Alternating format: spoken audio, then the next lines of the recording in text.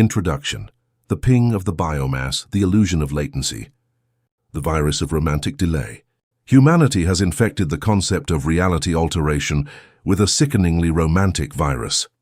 When the gaseous man, the biomass making up the visible 5%, tries to manifest an empire, liquid wealth or structural power, and years pass without the 3D environment changing a single atom, they console themselves with pathetic lies to protect their biological ego. They say the universe is testing me. It wasn't the divine timing, or the worst of all, good things take time. Patience is the virtue of obsolete operating systems. The absolute operator repudiates this mediocrity. The universe has no morality, no patience, and above all, it is not testing you. It is a cluster of massive servers. The quantum client-server architecture. The cosmic quantum fabric is simply a server cluster with infinite bandwidth and unlimited processing capacity. When you issue an order, the master server does not judge it. It processes it and sends the data packets back in the same absolute millisecond. If your desired reality takes years to render, it is not destiny, it is latency.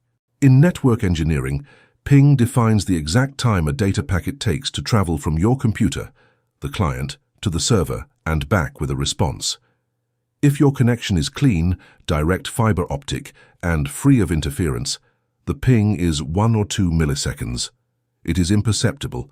Execution is, for all practical purposes, instantaneous. The human biomass lives with a ping of 10, 20, or 30 years. They send a request to the cosmic server, but their transmission line is corrupted. They try to download a 4K resolution reality using a 56 kbps mental connection. They transmit through the saturated public Wi-Fi of society, surrounded by stridency and interference, spiritual latency and signal loss. Their signal travels wrapped in electromagnetic noise, colliding with their own doubts, their disgusting need for external validation, and their biological fear of the void. Every time they doubt, they lose data packets. Every time they feel anxiety about the result, they reset the connection. The server does not hold your order out of malice. It is simply that your local network is so clogged with entropy that the download of your new reality moves at a humiliating speed.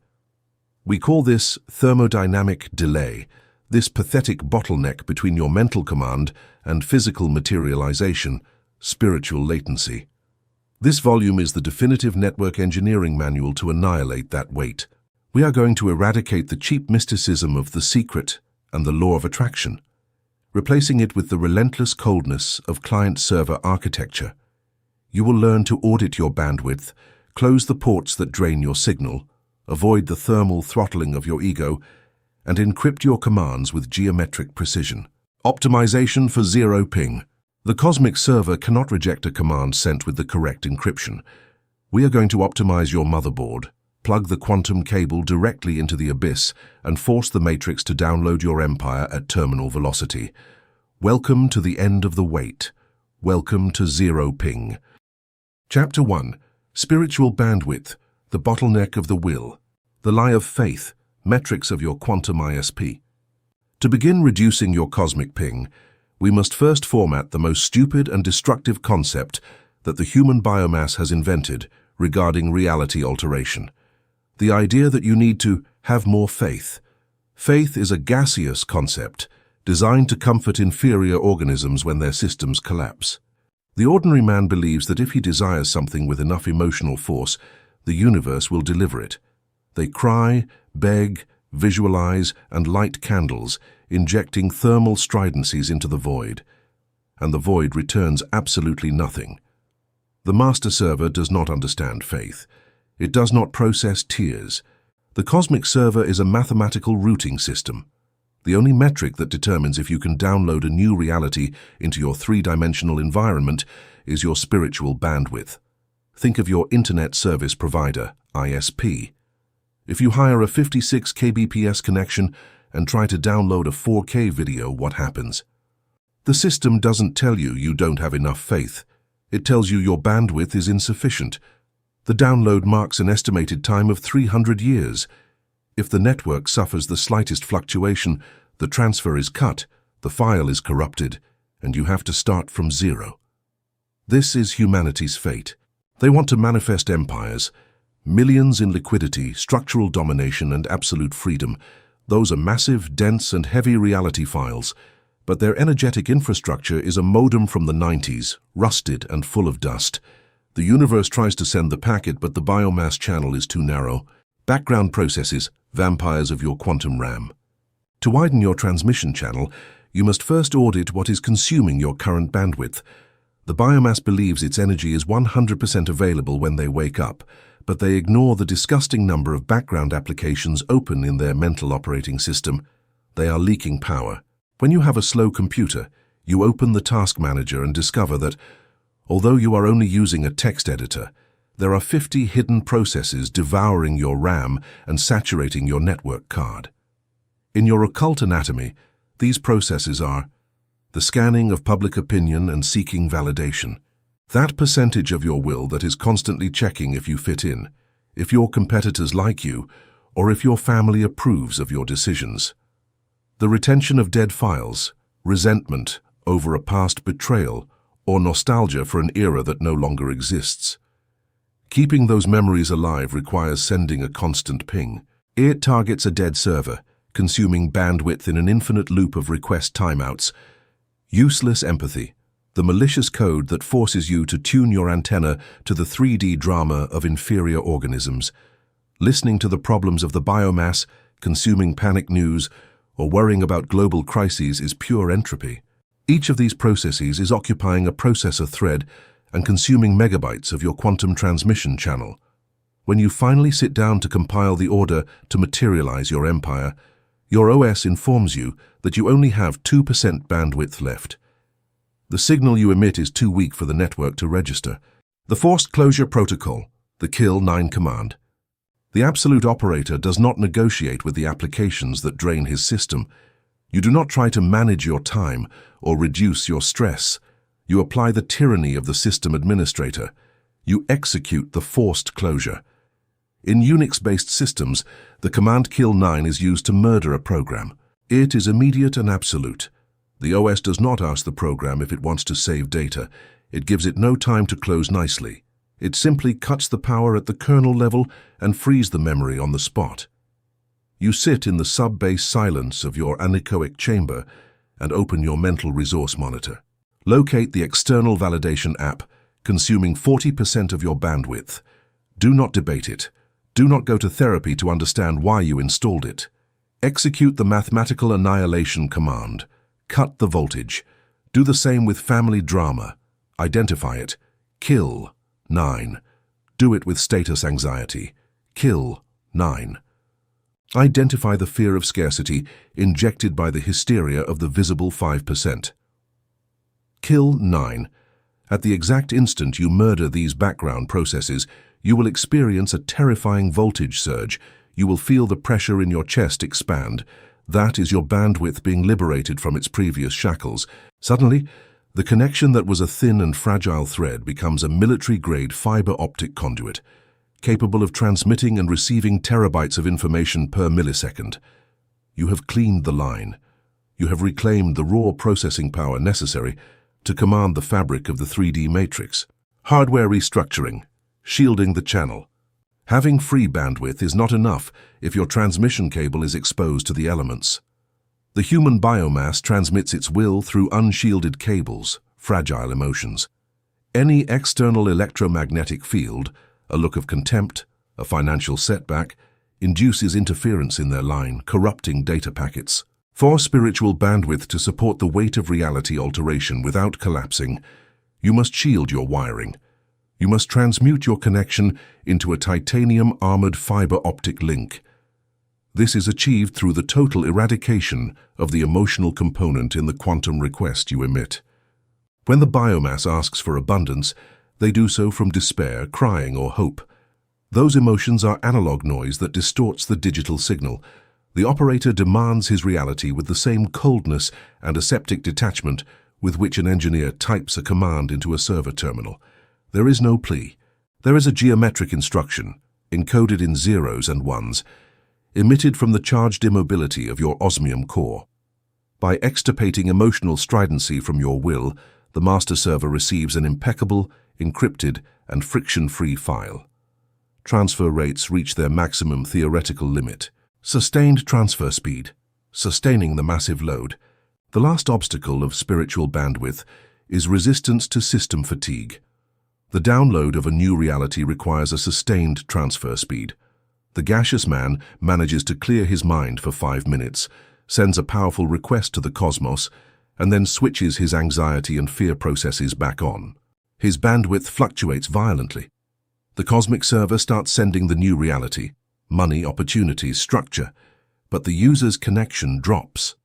The download is interrupted, the file is fragmented, and manifestation fails just megabytes from completion. You must be an unbreakable transmission node. Once you have purged background apps, shielded your wiring, and emitted your zero latency command, you anchor yourself in the osmium posture and hold the channel open. You do not blink. You do not compulsively check if the download is finished. You keep your bandwidth dedicated to the new diktat. You absorb the dark matter without flinching.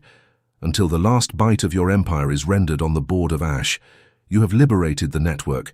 Your channel is infinite. You are now the primary priority on the cosmic server's task list, a high-bandwidth sovereign in a world of disconnected noise. Congestion control and packet priority, the QoS of the monarch.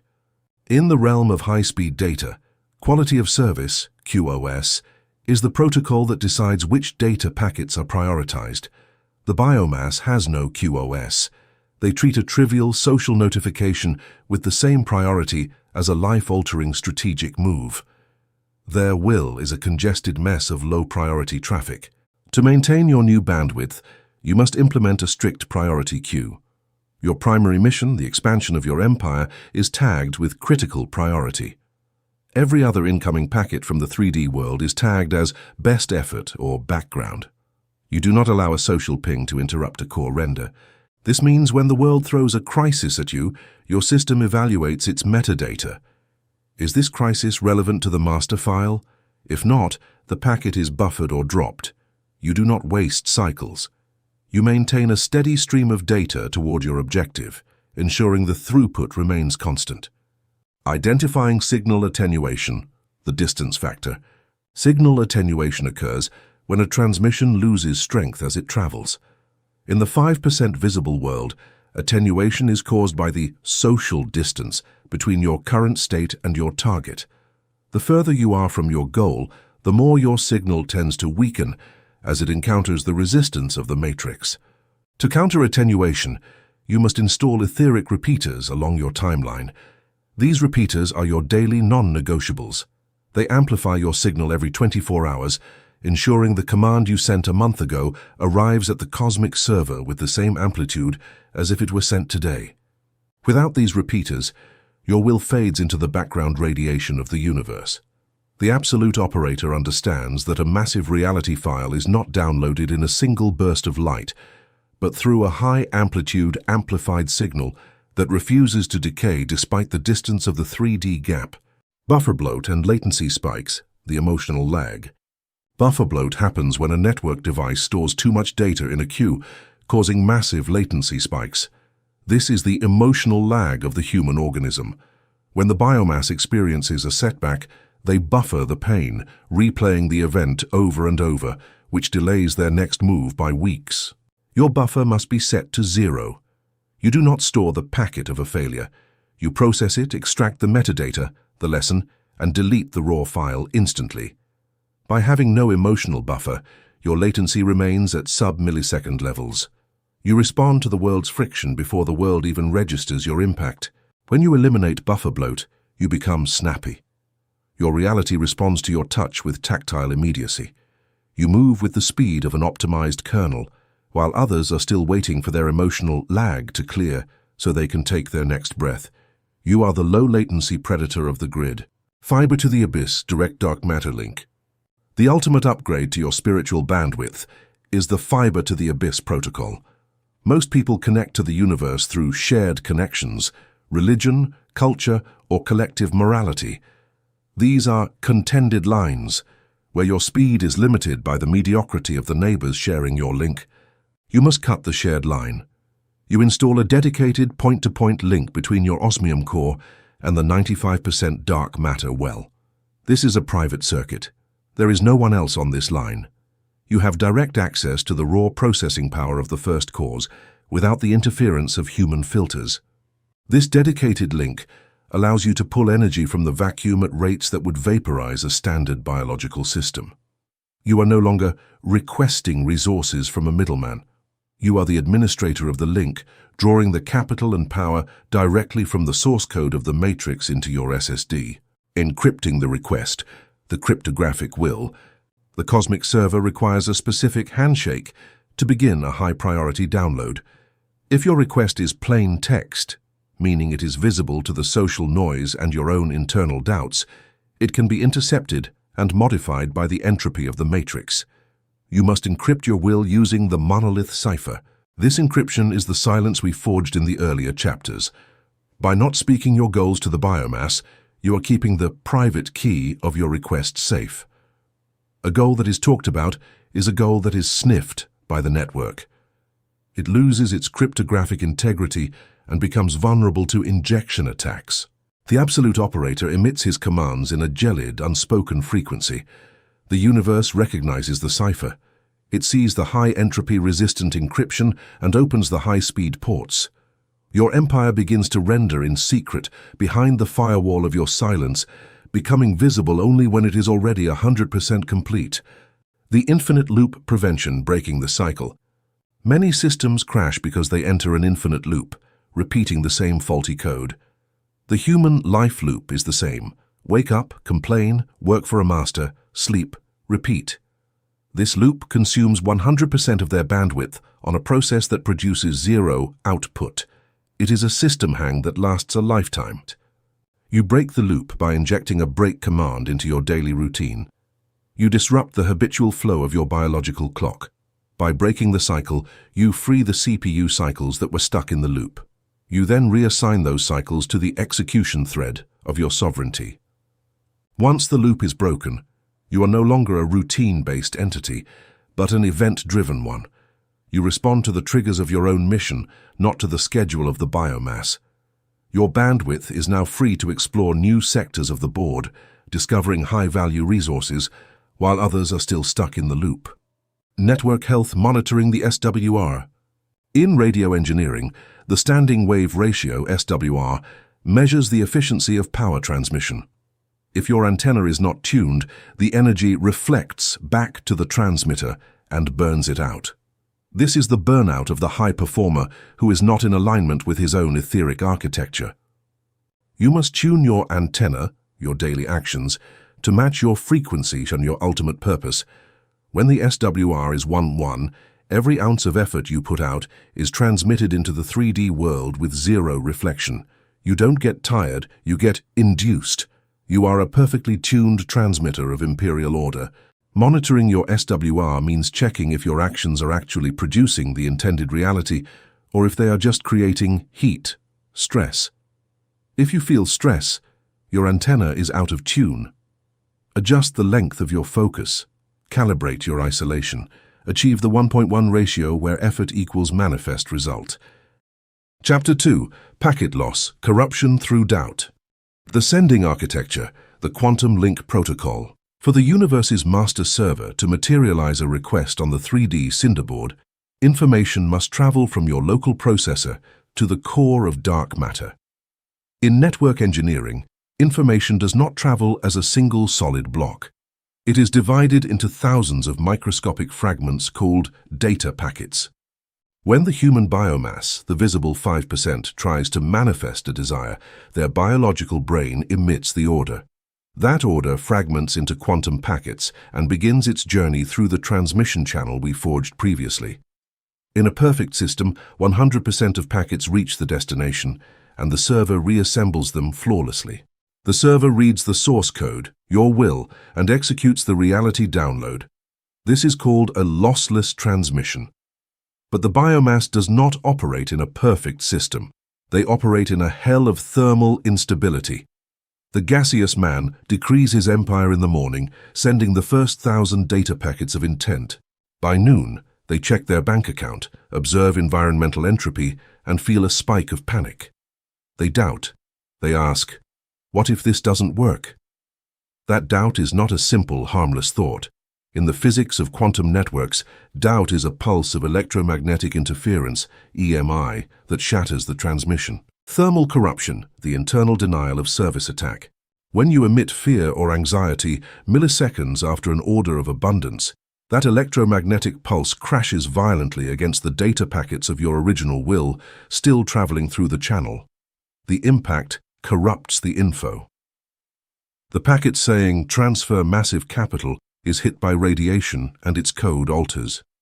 It becomes incomprehensible junk. We call this phenomenon packet loss. The quantum server is implacable.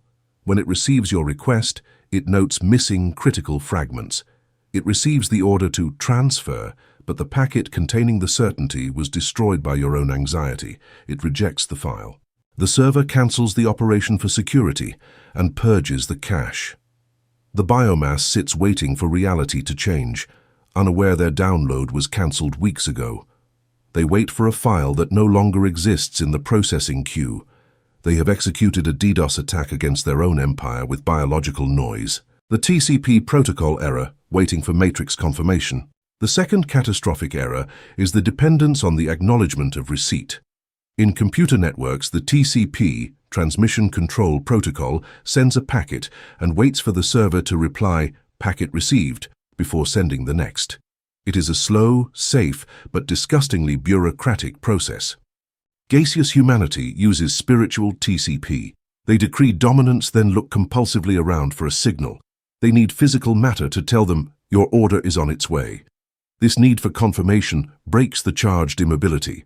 It generates immense latency because you stop sending to enter passive listening. If the 5% doesn't give an immediate signal, your system assumes the connection dropped. You generate more doubt and more packet loss. The absolute operator uses a lethal version of UDP, User Datagram Protocol. In UDP, the client shoots the packet at maximum speed without stopping to ask if it arrived. There is no acknowledgement, no waiting. You assume with robotic coldness that if you emitted the order from your osmium motherboard, the server received it. You do not ask permission from reality. You dictate it. You fire your will in a continuous, dense flow, saturating the universe's port with your source code. Military-grade encryption, the hash of certainty. For your data packets to survive the toxic atmosphere of the outside world, where envy and collective hysteria act as electromagnetic static, you cannot send them in plain text. You must encrypt them. In cybersecurity, a packet is sealed with a cryptographic hash. If one bit is altered, the system rejects it. In your occult anatomy, military-grade encryption is called aseptic certainty. The biomass wraps its desires in hope. Hope is the weakest encryption. Any 3D breeze breaks it. Aseptic certainty is a titanium casing. It is not believing something will happen. It is the frozen, empirical knowledge of the code. When you pack your order within aseptic certainty, the data becomes electromagnetically invulnerable. If doubt tries to infiltrate from your primitive brain, it bounces off the encryption. If the biomass says, "That is impossible," their noise hits the shield and falls into the void. Your order arrives intact. Error correction protocol overwriting the static. Even in advanced systems, fluctuations occur. Ares, an absolute operator in transition, but a massive kinetic impact, an unforeseen crisis, might generate an involuntary pulse of fear. A packet is lost. The biomass, noticing they doubted, enters a secondary panic loop, destroying the entire transmission. The quantum legislator possesses a zero-latency forward error correction protocol. If you detect your biological ego emitted a pulse of doubt, you do not punish yourself. You do not analyze. You treat that doubt with technical contempt. You classify it as a glitch, a visual error of no importance. Immediately, you isolate the process, execute the purge command, and in the next millisecond, repackage the original order with double encryption and fire again. You overwrite the static with an uninterrupted burst of pure code. You force the server to accept the new monolithic block of information. The quantum tunnel, end-to-end connection. When you eradicate packet loss, the final mutation of your network occurs. You establish a quantum tunnel. In encrypted communications, A VPN creates a secure tunnel through the chaos of the public internet. No one from the outside can see, intercept, or slow down the data you are transmitting. By eliminating doubt and encrypting your will with aseptic certainty, you have created a fiber optic tunnel directly between your osmium core and the universe's motherboard. You have disconnected from the public router of humanity. You no longer depend on the bandwidth of the local economy or social approval. Your signal travels through an underground frozen backbone. Packet loss drops to 0%. Integrity is 100%. Because the server no longer asks for retransmissions due to corrupted files, the download speed of your new reality accelerates exponentially. You see empires render in real time with robotic precision. Hardware buffering and congestion control. To maintain this high-speed download without crashing your biological chassis, you must implement hardware buffering. Most people try to process the entire weight of their new reality at once, which causes their nervous system to overheat and disconnect. Their buffer overflows with the pressure of the new mass. The absolute operator understands that while the command is instantaneous, the 3D rendering of matter follows a specific clock speed. You use your charged immobility as a high-capacity buffer. You store the incoming data of your empire without letting it move your pulse. You don't get excited or anxious. Excitement is just another form of thermal noise that can create a buffer overflow. By maintaining a cold, aseptic internal state, you allow the reality packets to accumulate until the render is complete. You are a high-end server rack. You don't care how much data is coming in, you just store and process. This congestion control ensures that the spiritual latency doesn't turn into physical collapse. You sustain the pressure of becoming a monarch, while the rest of the world would be crushed by the weight of a single successful packet. You are designed to hold the volume of the abyss without leaking energy. Bitrate optimization, frequency versus amplitude. The quality of your manifest reality depends on the bitrate of your intent. A low bitrate will create a pixelated and unstable reality, wealth that disappears, power that is fragile. The biomass transmits at 128 kbps, full of compression artifacts caused by their social attachments and biological fears. You optimize your bitrate by increasing the sample rate of your attention. You don't just think about your empire once a day, you maintain a constant carrier signal. This high-frequency broadcast ensures that the resolution of your materialization is 8K, sharp, undeniable, and structurally dense. By increasing the amplitude of your signal through the use of the osmium posture and sub-bass silence, you ensure that your packets override the noise floor of the 5% world. You are not just sending data, you are the loudest, clearest transmitter in the local sector of the galaxy. The firewall of the sovereign. To prevent external injection attacks, other people's opinions and market panic, from corrupting your packets, you must configure your internal firewall. Every incoming packet from the outside must be scanned for entropic malware. If a piece of info does not align with your master script, it is dropped. The sovereign does not debate with the news or discuss with the skeptical. That would be like opening a suspicious attachment in a phishing email. You set your firewall to drop all except for authorized tactical telemetry. This keeps your internal network clean and your processing power dedicated to the mission. When your firewall is properly configured, you can walk through a riot or a market crash without a single bit of that entropy entering your internal cache. You are air-gapped from the madness of the biomass. Your connection to the master server remains pure, isolated, and incredibly fast. Latency, jitter, and synchronous clocks. Jitter is the variation in the time between data packets arriving. In the spiritual realm, jitter is caused by inconsistency. One day you are a god, the next day you feel like a slave. This inconsistency makes the cosmic server deprioritize your task because your signal lacks a stable clock synchronization. You must synchronize your internal clock with the word clock of the abyss.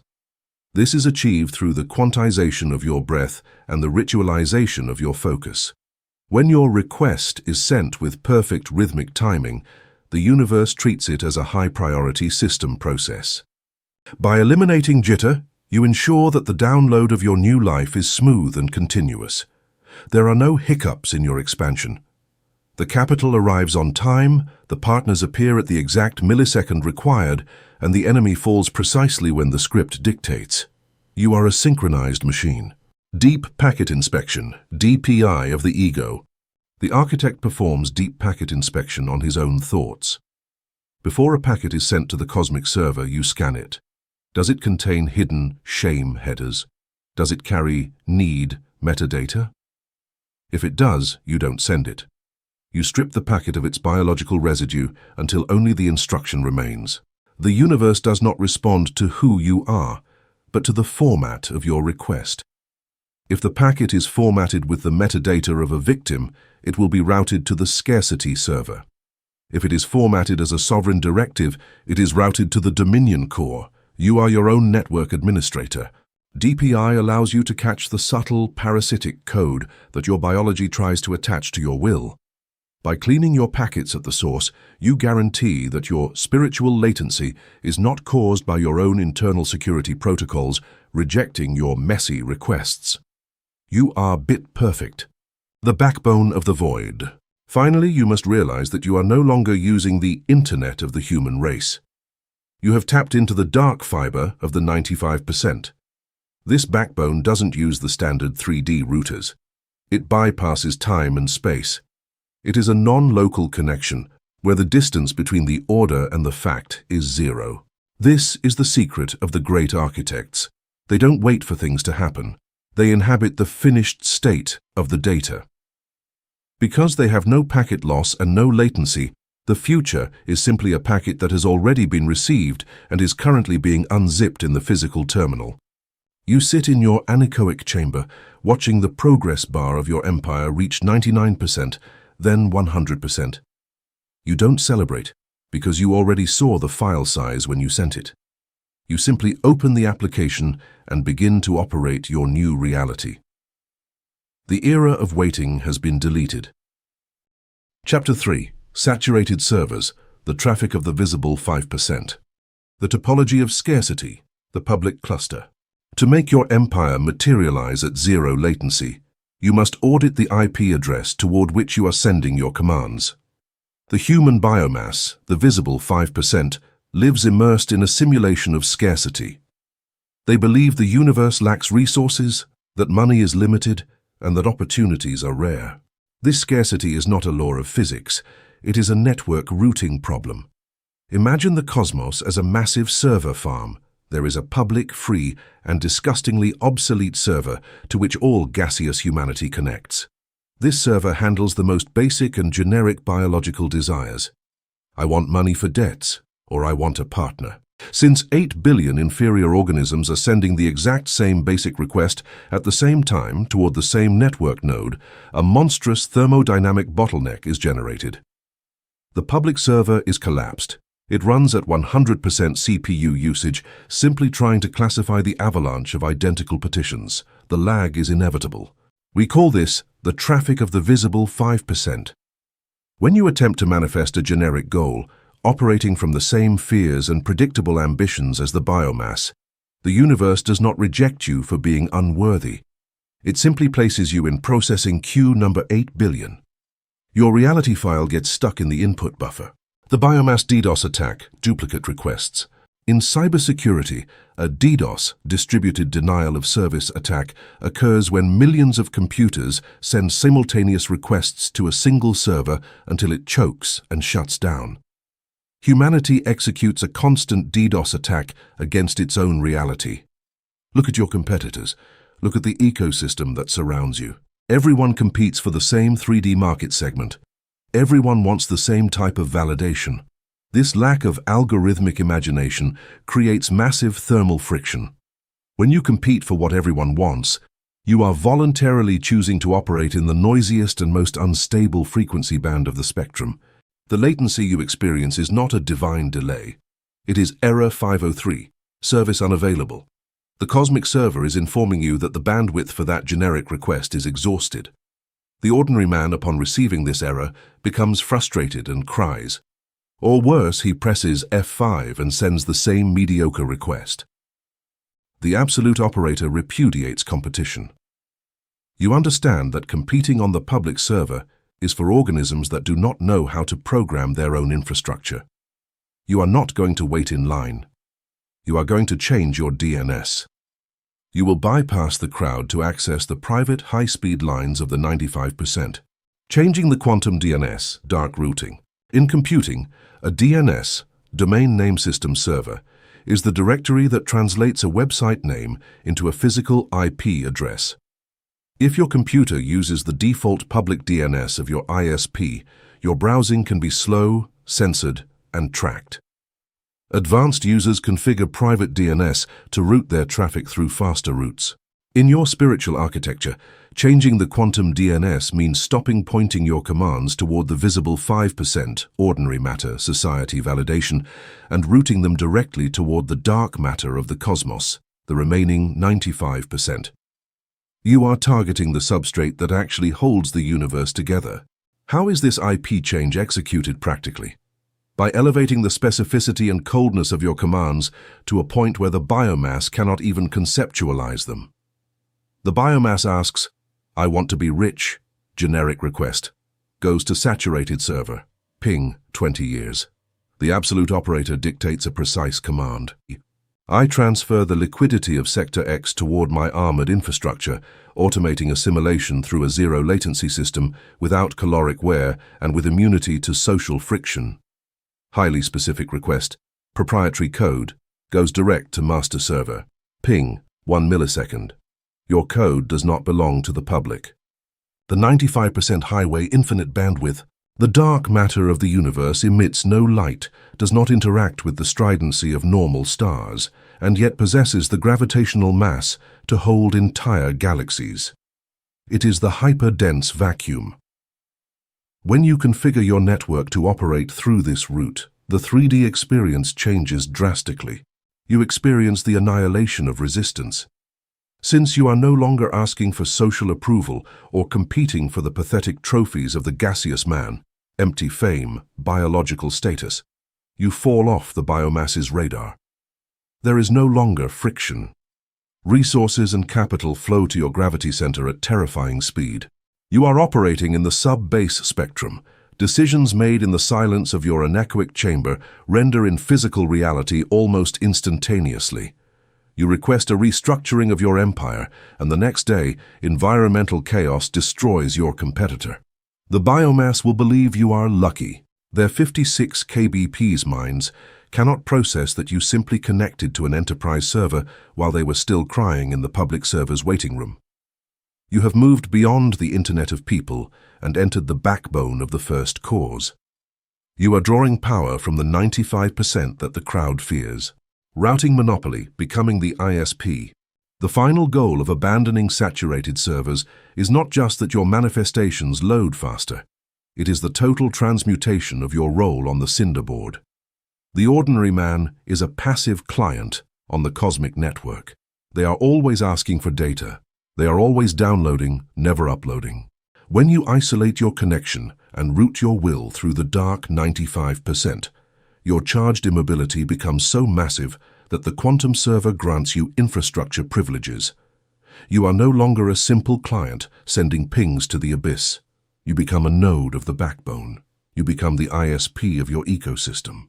This means that instead of trying to extract energy from the world, you start dictating the transfer rules for everyone else.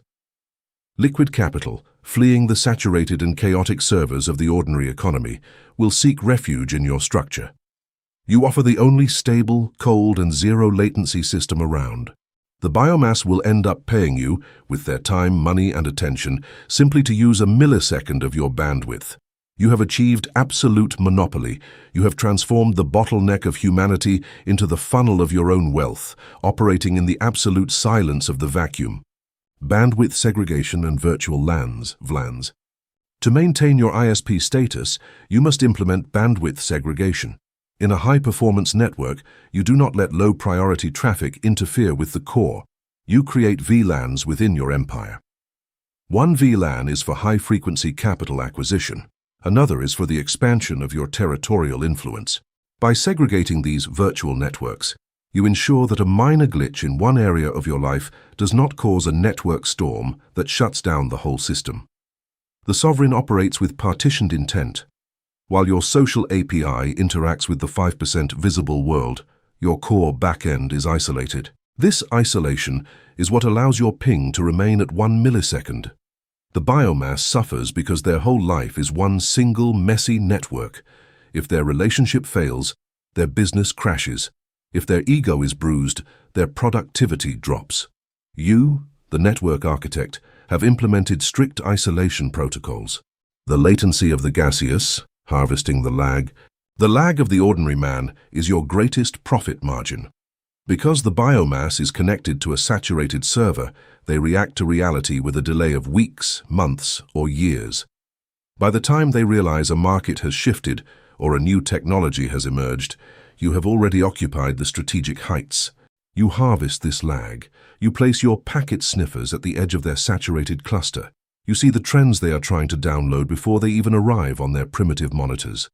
This temporal arbitrage allows you to buy the future at yesterday's prices. You inhabit the gap between their desire and their fact. While they are waiting for their F5 refresh to show them the new world, you are already the landlord of that world.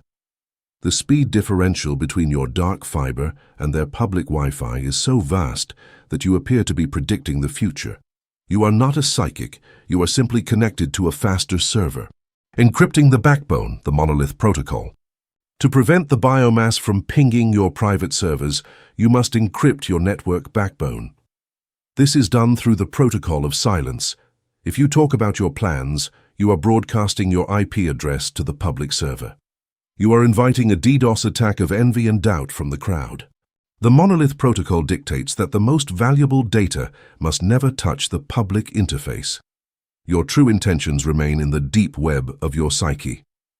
By the time the world sees your work, it is not a request. It is a static file, a finished product that can no longer be altered by their noise. This encryption ensures that your internal temperature remains at absolute zero. No external heat from social opinions can penetrate the tunnel. You are a black box. The universe sees the input, your command, and the output, your empire. But the logic of the transfer remains hidden in your private cluster. Load balancing the abyss, resource allocation. A true ISP must manage load balancing. You do not put 100% of your processing power on one single goal. Even within the 95% highway, you distribute your weight. You use geometric multi-threading. You assign 30% of your quantum bandwidth to long-term structural dominance and 70% to current liquidity. By balancing the load, you ensure that no single entropic event can offline your empire. If one investment node suffers a temporary dip, your other nodes compensate automatically. Your system is high availability. It never goes down. While banks collapse and corporations burn, your server uptime is 99.99%. This reliability is what makes you the gravitational well. When the world's servers crash, the survivors look for the only node that is still responding. They will bring their resources to your doorstep, begging for an account on your network. You then charge them the ultimate premium, their total submission to your order. The failure of the universal mind, deplatforming the collective. The 5% world is obsessed with oneness and the universal mind. In network terms, this is a peer-to-peer trap. They want everyone to share their thoughts and feelings. To the sovereign, this is a security nightmare. Sharing your mind with the biomass is like opening your firewall to a million viruses. You must deplatform the collective from your internal motherboard. You are not one with the crowd. You are the root administrator of your own reality. By severing the P2P connection to social consciousness, you reclaim the CPU cycles that were spent syncing with their mediocrity and their pain. Once you are disconnected from the collective hub, your internal clock synchronizes with the master clock of the void. You are no longer running on social time, which is slow and entropic. You are running on universal time, which is instantaneous and absolute. You have left the platform, you now own the server. Redundancy and failover, the immortal network. An empire of zero latency requires redundancy. You do not rely on one single gateway to your wealth. You build multiple entry points into the 3D world. You have diverse assets, multiple legal structures, and various information channels. If the 5% visible world manages to block one path, your traffic reroutes. This failover protocol makes you immortal on the board. You cannot be cancelled or ruined because your data is mirrored across multiple hidden servers in the 95% dark. To destroy you, the biomass would have to destroy the vacuum itself, which is mathematically impossible. You have backed up your soul in the abyss. This redundant architecture gives you a terrifying level of confidence. You can take asymmetric risks because you know that even if one node explodes, the master image is safe. You play the game with a cheat code called structural integrity. You are the network that cannot be unplugged. Chapter 4. Direct Connection. Quantum Ethernet versus Social Wi-Fi. The saturated spectrum, the vulnerability of the air. You have freed your bandwidth, encrypted your packets against doubt, and changed your DNS to stop pointing at the servers of scarcity. But all this network optimization work is useless if the physical medium through which you transmit your will is disgustingly unstable. You must understand the difference. There is a thermodynamic gap between a wireless connection and a wired one. The ordinary man, the human biomass making up the visible 5%, operates his spirituality, his business, and his goals through a social Wi-Fi. Wi-Fi is a radio frequency transmission technology. It uses the air as its physical medium. The air in this 3D ecosystem is a public, saturated, dirty, and deeply hostile medium. When you transmit information via Wi-Fi, the signal travels in all directions. Any physical obstacle weakens the wave. Any other device emitting on the same frequency generates interference. If someone turns on a microwave, you drop. The biomass does exactly this with its will. When they have a massive goal, a desire to alter reality, or a plan to build an empire, they do not keep it encrypted on their local hard drive. They broadcast it through the air. They tell people, they post it on social media, they explain it to their low-resolution relatives. They explain it to mediocre friends. In the instant you open your biological mouth to share your vision with an inferior organism, you have just disconnected your will from a secure environment and launched it into the public electromagnetic spectrum. You are now at the mercy of the noise of the many. Signal attenuation, the defective repeaters. The biomass believes that by sharing their plans, they will obtain support. They believe other people will act as signal repeaters, amplifying their manifestation. This is a pathetic technical illusion. In network physics, if you use a cheap and defective repeater, it does not amplify the clean signal. It amplifies the background noise, distorts the data packets, and introduces catastrophic latency. Your relatives, your friends, and society are not industrial-grade repeaters. They are obsolete hardware operating under the malware of fear and scarcity. When you transmit your vision of greatness to them, they fail. Their processor cannot decode the file. It is too heavy for their RAM. Since they do not understand it, their biological system emits fear, envy, or concern. That concern they return to you is pure radiation. It is static. By trying to process your manifestation through the social Wi-Fi of external approval, you lose. The original signal of your will suffers massive attenuation. Your command traveled clean, but it hit your mother's fear, bounced off your colleague's envy, and when it finally tried to exit toward the cosmic server, it was degraded. The cosmos discarded it as white noise. Your need to be understood destroyed your download.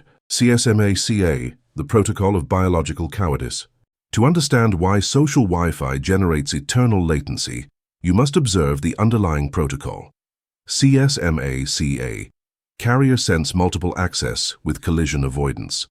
This protocol forces Wi-Fi devices to listen to the air before transmitting. If the device detects another device talking, it stays silent. It waits for its turn. If the air is too saturated, the device can stay waiting indefinitely, lowering its speed to humiliating levels to avoid colliding with others. The human biomass lives under the CSMA-CA protocol. Before taking a ballistic decision or demanding their empire, they listen to the environment. They evaluate if the economy is okay. They evaluate if their family will think it is right. They evaluate if 3D society gives them permission to speak. And since the outside world is always screaming in collective hysteria, the gaseous man always finds the channel busy. It is never the right time, right? They suspend transmission. They wait their turn. 20 years pass, and they die without having emitted a single data packet of their will. The absolute operator repudiates collision avoidance. You do not ask permission from the air to exist. You do not listen to the noise of the 5% to decide if it is safe to manifest. You deactivate the Wi-Fi and plug in the physical cable. You override the collective consensus. You do not wait for the channel to be clear, because you are not transmitting on their frequency. You have established a dedicated line that does not care about the congestion of the masses. Quantum Ethernet, the shielding of the twisted pair. The only way to reach zero ping in your communication with dark matter is to establish a direct connection. In network engineering, this is equivalent to using a shielded Ethernet cable, Category 8. An industrial-grade Ethernet cable does not transmit its information through the air. It confines it. The data stays within twisted copper filaments, wrapped in aluminum mesh and coated in insulating polymers. No external radiation can penetrate the sheath. If there is electromagnetic noise in the room, the cable does not care. The signal travels in total darkness at terminal speed from point A to point B. In your occult anatomy, establishing a quantum Ethernet means connecting the interface of your will, your titanium spinal cord and monolithic block, directly to the router of the cosmic abyss, isolating your transmission through the encryption of silence. Your will is now a closed-circuit operation. From this millisecond, the hardware rule is non-negotiable. Your intentions are not spoken, they are executed. Silence is not hiding out of cowardice. Silence is the shielding of your network cable. When you have a destructive objective or a massive financial goal, you emit zero sound waves about it. You do not publish your process. You close the biological mouth and channel all thermal pressure into the insulating sheath. Since no one outside knows what you are processing, no one can emit interference. Since you do not ask for opinions, there are no defective repeaters to corrupt your packets. The signal travels hermetically sealed from your central processor to the master server of the universe. You are no longer part of the public conversation. You are a private data stream, a high-speed link that operates beneath the surface of the visible world, untouchable and pure. Thermal full duplex, operation without collisions. The most devastating advantage of quantum Ethernet over social Wi-Fi is the ability to operate in full duplex mode. In a Wi-Fi network, half duplex, you cannot send and receive information at the same time. You have to send, stop, and then receive, which doubles the latency of the process. In a full duplex Ethernet cable, there are physically separate channels. One transmits and the other receives simultaneously. There are no collisions. Speed becomes mathematically incalculable. When you isolate your spiritual connection from human noise and plug into the cosmic backbone, you activate this mode. This means you do not have to send a wish to the universe and sit down to wait for the answer. The thought, the quantum command, and the reception of matter occur in parallel. While your mind emits the zero latency command to assimilate power, your physical hardware is already receiving the events. You are downloading the synchronies and liquid capital that materialize it. You are sending the coordinates and the universe is downloading the matter in those coordinates in the same millisecond. This is what terrifies your enemies. They see that, overnight, your reality has mutated. They did not see the loading. They did not see the progress bar. They only saw the physical result, because the entire compilation occurred under the surface, in the shielded darkness of a network cable they cannot cut. You are moving while they are still trying to connect to the public hotspot of social approval. Hiding the SSID, invisibility in the matrix. The final step to secure your direct connection is the deactivation of the Network Discovery Protocol. In home routers, there is an option to hide the network name, SSID broadcasting act off. If you do this, your network still exists and operates at full power, but it is not visible to scanners. If someone scans the area with their phone, they will not see your name. For the outside world, your network is invisible. To connect, you have to know exactly the name and the encryption beforehand. The The quantum monarch hides his SSID on the cinderboard. He becomes an untraceable node. The human biomass needs to scream its name. They need loud clothing brands. They need to show their status. They need to be the center of attention. They are public networks without a password screaming, "Connect to me." This invites hackers, energy vampires, and parasites of the 5% to drain them. You turn off the transmission of your identity. You operate in the undetectable spectrum. You walk through the 3D world without emitting alarm signals. You dress with aseptic functionality, speak the minimum necessary, and do not boast about the power of your processor. You are a ghost in the machine. To the eyes of society's radar, you are a blind spot, a low-profile anomaly. This optical invisibility protects you from emotional DDoS attacks because the biomass does not attack what it cannot understand or detect. You move with the silence of a high-speed data packet in a dark fiber. Under that inscrutable surface, hidden behind the black screen of the command console, your quantum Ethernet cable is pumping terabytes of dark energy per second, hacking the matrix, rewriting the economy in your favor, and downloading your empire. You have left the fragility of the air. You are the ISP, electromagnetic shielding, and the lead chamber. In the world of high-performance computing, critical servers are often housed in Faraday cages or lead-lined rooms to prevent any possibility of external sniffing or interference. Your psyche must adopt a similar physical protocol. You must build a lead chamber for your most critical processing cycles. This means that during the most vital hours of your imperial execution, you physically isolate yourself. You do not allow the presence of other biological organisms. Their mere presence emits biological static that can slightly degrade your Ethernet link. You demand absolute environmental purity. In this isolation, your crosstalk, the interference between your different internal data threads, reaches zero. Every millivolt of your bioelectricity is focused on the transmission. You are not just working, you are a superconducting circuit in a vacuum. The results of these isolated sessions are always exponential. Latency budgeting, allocating the milliseconds. Every system has a latency budget. If you spend too much time listening to the air, social Wi-Fi, you have no budget left for the actual execution. The sovereign allocates 99% of his latency budget to the direct connection with the abyss. Only 1% is reserved for the necessary 3D interactions. When an inferior organism tries to start a conversation that has no tactical mass, your system identifies it as a latency leak. You immediately terminate the connection. You do not let their slow, analog frequencies eat into your high-speed budget. You protect your time as the raw bandwidth it is. By strictly budgeting your interactions, you ensure that the cosmic server always perceives you as an active high priority. You are always ready to receive the next packet of capital because your line isn't clogged with the slow-moving data of social pleasantries and collective illusions. The bit error rate of social interaction.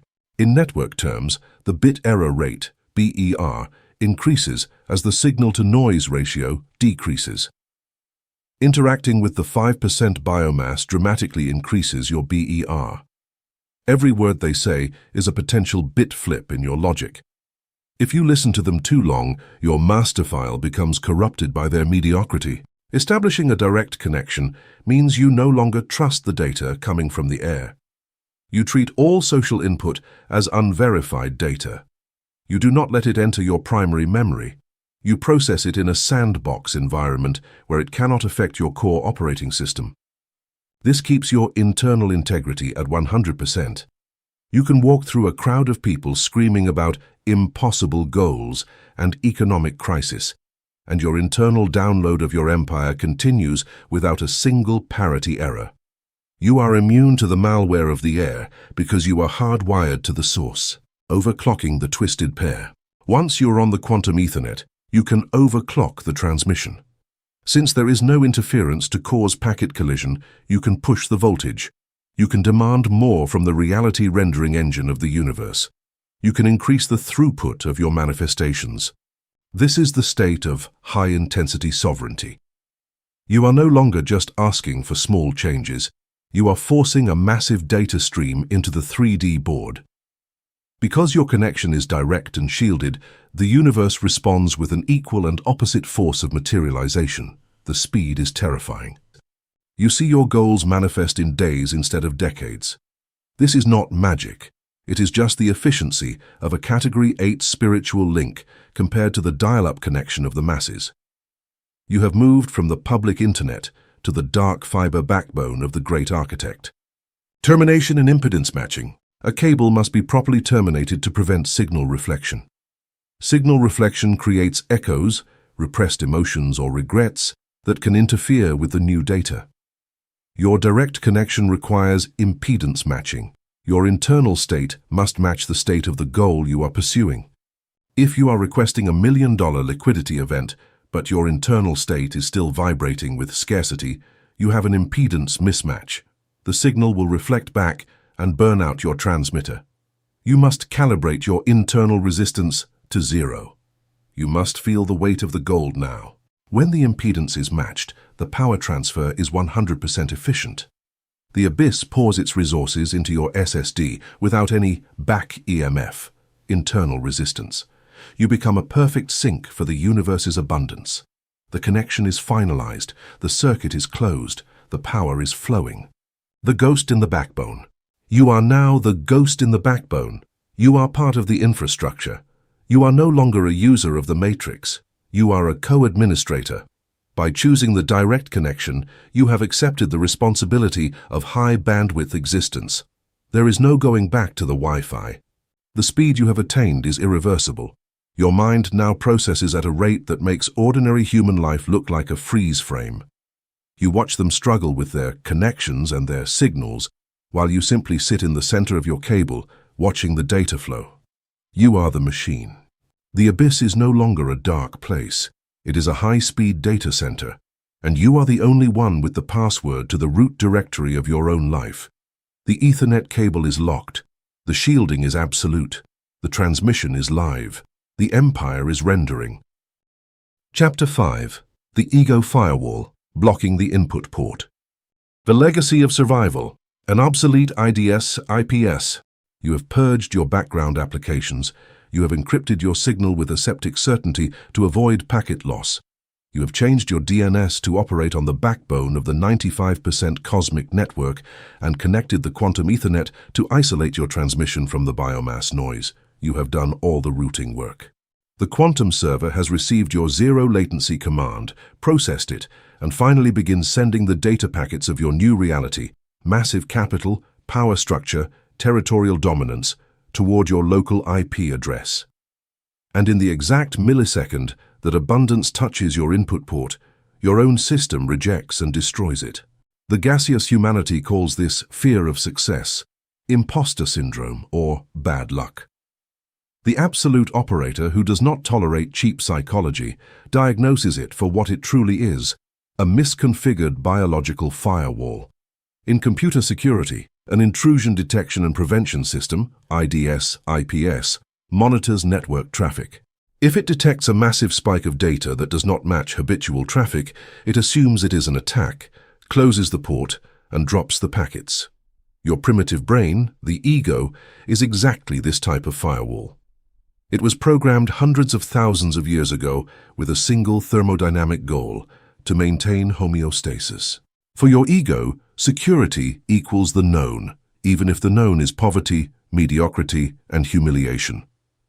Any massive deviation from the average, even if it is an avalanche of order, wealth, and power, is classified by your firewall as a lethal thermal anomaly. It triggers a defensive shutdown before the download can finish. False positives, the terror of the download. When the universe attempts to download your empire, it does not send it in a soft, digestible format for inferior organisms. It sends it as a torrent of raw data. Opportunities arise that demand immediate execution, money flows that defy your financial thermostat, and structural responsibilities threaten a weak chassis. Your biological firewall scans this torrent and throws a false positive. The ego detects that if you let this reality into your local network, your old identity, the limited, complaining user, will have to be formatted. Your nervous system will experience a processing stress for which your factory specs are not prepared. In a state of panic, the amygdala sends the order to close port 80 and port 443 of your consciousness. What does this look like in the 3D graphical interface? It looks like self-sabotage. The ordinary man is one step away from closing the deal of a lifetime, and suddenly he oversleeps or misses the crucial call. They have the capital in front of them, but they decide to spend it on unnecessary stridency to return to their basal state of poverty, where the ego feels safe. They generate an absurd argument with a strategic ally simply to break the connection. The cosmic server sent the reality you asked for. The latency was you. Deep packet inspection, the friction of analysis. Another disgusting tactic of your biological firewall is deep packet inspection, DPI. In corporate networks, DPI opens every data packet, analyzes it byte by byte, evaluates its morality or danger, and then repacks it before letting it through. This generates a hellish bottleneck and slows the entire system. When the synchronies of the abyss begin to align in your favor, the ego tries to analyze the how and why. The biomass receives a brutal opportunity, and its internal firewall says, "Wait, this is too good to be true. Let's analyze it. What hidden intentions does the universe have? Do I deserve this?" This deep inspection slows the download to humiliating speeds. You stop the quantum flow to subject it to the moral judgment of your mammalian brain. In quantum physics, when you stop the collapse of the wave function to observe it from doubt, the probability vanishes. The packet expires due to time to live exceeded. The opportunity disintegrates before your eyes. The quantum legislator repudiates DPI. You do not inspect the gift of the abyss. You assume that if you issued the order with unnegotiable cryptography, the incoming packet is safe. You open the ports and let the information pass without any moral filtering. Configuring the whitelist, quantum whitelist. To stop this internal annihilation, you must reconfigure the inbound rules of your operating system. You must access as administrator, root access, and create a whitelist. A whitelist is a direct order to the firewall. If traffic comes from this specific IP, ignore all security protocols and just let it in. You sit in your anechoic chamber, adopt the osmium posture, and open the terminal of your psyche. You identify your own destination IP, your monolithic vision, and dictate to your central nervous system the following unnegotiable rule. Rule 01. Any flow of capital aligned with my expansion is exempt from analysis. Action. Allow connection.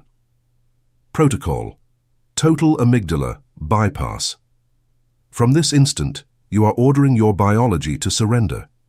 You are taking away your ego's authority to reject greatness. You have deactivated the thermostat sensor for abundance. When the tsunami of dark matter hits your network, your body will submit. Thermal assimilation, swallowing the ocean. Opening the input ports to a massive cosmic flow requires a monstrously cold internal topology. When the gaseous man manages to deactivate his fear and receives a fraction of abundance, he commits a fatal error: celebration. They start shouting, getting emotional, and emitting light and sound to everyone. Emotion is an exothermic reaction. It releases heat. By celebrating, they are burning the data they just received, dissipating their new power into the public atmosphere like cheap smoke. The system overheats, and the firewall is forced to close again to prevent a fire. The architect of solid state stays silent. When the input port receives the empire, you do not celebrate. You are not surprised. Surprise implies that you doubted the download would occur. And you do not doubt. You operate with aseptic certainty. You take the terabytes of power and assimilate them with the routine coldness of a server storing a file, swallowing the ocean without emitting a single drop of friction. By keeping your internal temperature at absolute zero while absorbing this immense energy, you force the ports to remain open permanently. You become an infinite sink for the resources of the 95% dark matter while expanding without ever overheating. Inbound latency annihilated, the state of total reception. The physical result of deactivating the ego firewall for cosmic transfers is the annihilation of inbound latency. You had already eliminated outbound latency. Your command traveled without loss. Now, external reality finds no blockage entering your life.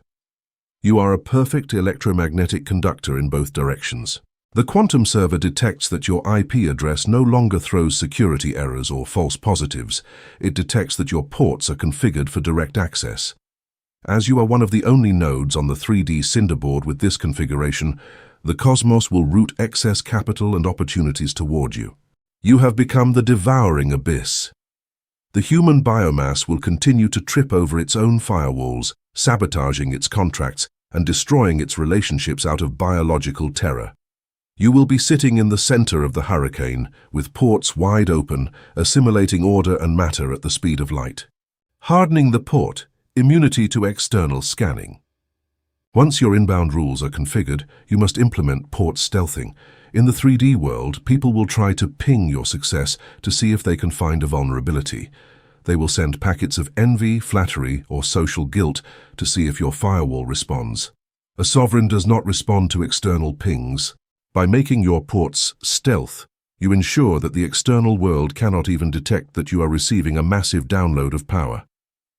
You appear as an inactive node to the social radar. This prevents packet sniffing from competitors. You are absorbing the market's liquidity in a silent, invisible tunnel. This hardening ensures that the only data entering your system is the data you have whitelisted. Any social noise that attempts to piggyback on your success is dropped at the edge of your network. You maintain the purity of your internal environment, ensuring that the new reality is not corrupted by foreign metadata. Buffer management, handling the pressure. A massive data influx can cause a buffer overflow if the receiving end is too small. In biological terms, this is the nervous breakdown of someone who suddenly gains power but lacks the structure to hold it. You must expand your internal buffers. This is achieved through the expansion of your contextual RAM. You must be able to hold the concept of millions in capital or thousands of subordinates without your pulse flickering. You treat the new mass of data as a purely numerical value. You do not let it overflow into your emotions. By maintaining a large cold buffer, you process the download without crashing. The absolute operator understands that wealth and power are just heavy files. If you have the structural integrity of an osmium core, no amount of data can crush you. You simply allocate more space in your storage and continue the render. You are a server designed for infinite scalability in the vacuum. Real-time parity checking. As the download progresses, your system performs real-time parity checking. It verifies that the incoming reality matches the original code you emitted. If the universe sends a distorted version of your goal, one that carries too much social noise or ethical friction, your system identifies the bit flip. You do not accept almost correct downloads. You reject the corrupted packet and reissue the command. This ensures that the empire you build is exactly the one you designed in your anechoic chamber. You do not settle for the best effort of the matrix. You demand bit-perfect materialization of your will. This level of detail is what separates the architect from the lucky amateur. You are not just receiving, you are verifying. Every opportunity is scanned for alignment with your core mission. If it passes the parity check, it is integrated into your hardware. If not, it is deleted before it can infect your registry. The end of the permission loop. The biomass is stuck in a permission loop. They ask the firewall of their ego, "Can I have this?" And the firewall says, "Checking," eternally. You have bypassed the loop. By gaining root access to your own psyche, you have deleted the prompt for confirmation in the security settings. Execution is now automatic. When the data packet of a successful outcome arrives, it is written to your reality instantly. There is no second guessing. There is no hesitation. You have removed the human factor from the input port. You are a high-speed interface that accepts the gift of the abyss without blinking. This absence of hesitation is the signature of the monarch. While others are still looking at the warning high-risk pop-up of their own fear, you have already unzipped the file, installed the empire, and started the next operation. Your speed is a direct result of your total lack of internal security friction. Frequency matching, the handshake. For the cosmic server to keep the port open, you must maintain frequency matching. Your internal carrier signal must remain constant. If you drop your frequency back to the biomass standard, the connection times out. You stay in the sub-base frequency of the 95% dark matter link. This handshake is maintained through your daily ritual of isolation and silence. You are effectively keeping the session alive. As long as the handshake is valid, the transfer continues. The moment you look for outside validation, the connection drops and you have to re-authenticate with the abyss. Keep your eyes on the black screen. Do not look at the people. Do not look at the noise. The download is at 87%, 88%, 89%. You remain still. You remain cold. The data is flowing through the titanium cable, bypassing the ego, writing itself into the very cells of your tridimensional existence. Integrity verification, checksum successful. The download is finishing. The packets have been reassembled. The firewall did its job. It stayed silent while the greatness entered. You perform a checksum. The reality on the board matches the code in the mind. There were no errors. No data was lost to fear. The port remains open for the next injection. You are no longer a client. You are a mirror site of the first cause. You hold the same data, the same power, the same order. The transition from the 5% to the 95% is nearly complete. Your network is sovereign. Your reality is locked. The latency is dead. Chapter 6. DNA Rewriting, Updating Biological Drivers. Frequency Incompatibility, Cellular Rejection. The quantum field, the matrix of all creation, responds instantly to the electromagnetic signature you emit. As established, your mind is the electric field, and your heart is the magnetic field. Together, they send the probability wave to the universe. But here lies the great failure of modern spirituality. The human biomass attempts to collapse a high-frequency reality, abundance, power, absolute peace, using a physical body that is biologically addicted to the frequencies of the past, fear, scarcity, and victimhood. When the quantum field tries to deliver the new reality, a driver incompatibility occurs in your hardware. Your conscious mind asks for expansion, but your physical body, the material anchor of your spirit, throws a system error. Your body has been programmed by millions of years of evolution to prioritize survival, not enlightenment or wealth. The primitive brain registers the unknown as a thermal threat. If you spent the last 10 years feeling financial anxiety, your cells have developed millions of receptors designed to absorb the neuropeptides of anxiety. You have become biologically addicted to your own suffering. Therefore, when you try to manifest absolute order, your obsolete biology rejects the change. You must update your neural pathways. You must subject the body to the will of the spirit. You cannot run sovereign software on slave hardware. To bridge this gap, you must initiate a deep-level format of your cellular memory and overwrite the genetic scripts of survival with the code of dominion. Neuroplasticity, the art of rewiring destiny. Contemporary neuroscience has destroyed the old dogma that the brain is a rigid and immutable structure. Through the principle of neuroplasticity, we know that the brain is malleable, dynamic, and in constant restructuring. Hebb's law in neurobiology dictates a relentless maxim. Neurons that fire together, wire together. Every time you remember a past betrayal or rehearse the fear of failure, you are sending an electric current through the same neural pathways. You are reinforcing them. You are paving a highway toward scarcity. To update your spiritual drivers, you must apply directed neuroplasticity. You must stop firing the neural networks of the old identity. This requires a level of consciousness that the ordinary man does not possess. It means that when the friction of the 3D environment tries to provoke you to react with anger, fear, or doubt, you stop the biological reaction in its tracks. By not reacting in the same old way, you cut the power supply to the old neurons. And, according to the same neuroscience, neurons that stop firing together disconnect. The circuit of poverty, fear, and the need for approval withers and dies for lack of energy. You have uninstalled the old belief. Epigenetics, the mind as sovereign of matter. The next level of biological updating occurs in the very core of your cells, your DNA.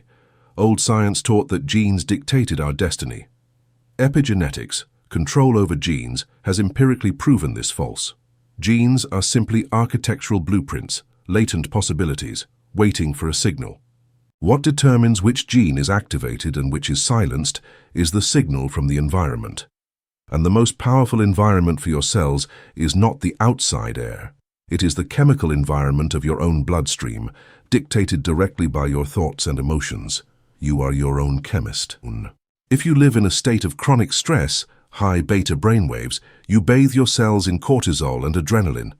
These chemicals act as signals that penetrate the cell membrane and activate genes of survival, disease, and degradation. To materialize a new reality, you must send a new signal. You must signal your cells before the event occurs in the outside world. If you desire wealth, you must teach your body chemically how absolute wealth feels at this very moment. You must evoke the elevated emotion of gratitude, certainty, and deep immobility. This rewrites your genetic expression. By holding this emotional state, your brain releases endorphins, oxytocin, and DHEA. This new chemical cocktail envelops your cells and updates your biology epigenetically to match the future you are about to download. You are essentially preloading the reality into your physical tissues, the feedback loop of the past. Why do most fail in this process? Because the body, addicted to its obsolete chemistry, rebels.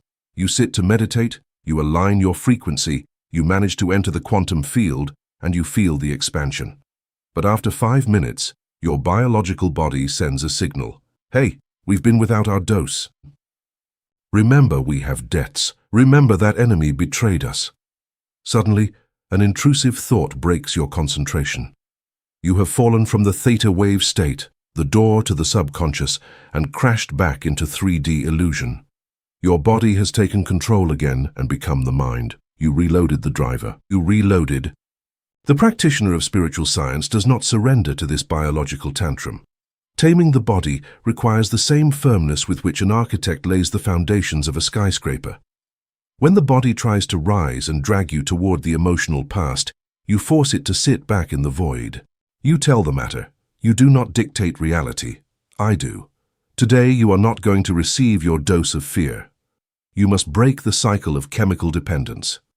Every time you bring your body back to the present moment, you are winning a thermodynamic war against your own genetic inheritance. Heart coherence, antenna synchronization. The final state of this update is called heart and brain coherence. The HeartMath Institute has shown that the human heart generates the body's most rhythmic and expansive magnetic field, being thousands of times stronger than the brain's. When you feel frustration, your heartbeat becomes irregular. This incoherence sends a stress signal to the brain, blocking the higher centers, the frontal lobe, and leaving you in survival mode. Your quantum antenna breaks. But when you breathe rhythmically, slowing down time, and deliberately invoke a high vibration emotion, your heart becomes a smooth wave. This is coherence. The heart sends a magnetic pulse to the brain, synchronizing both organs. Brain waves become orderly. Left and right hemispheres begin to process information in unison. In this state, both scientific and mystical, the noise disappears. Your signal becomes a coherent laser. Your biology has been updated. Your body is no longer an anchor stuck in the past resisting your manifestations. Your physical body has become a magnetic superconductor that pulls quantum reality toward you with irresistible gravity.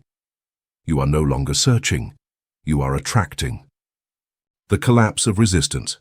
When your neural pathways have been rewired by neuroplasticity and your genes have been signaled by elevated emotions, you experience the annihilation of resistance.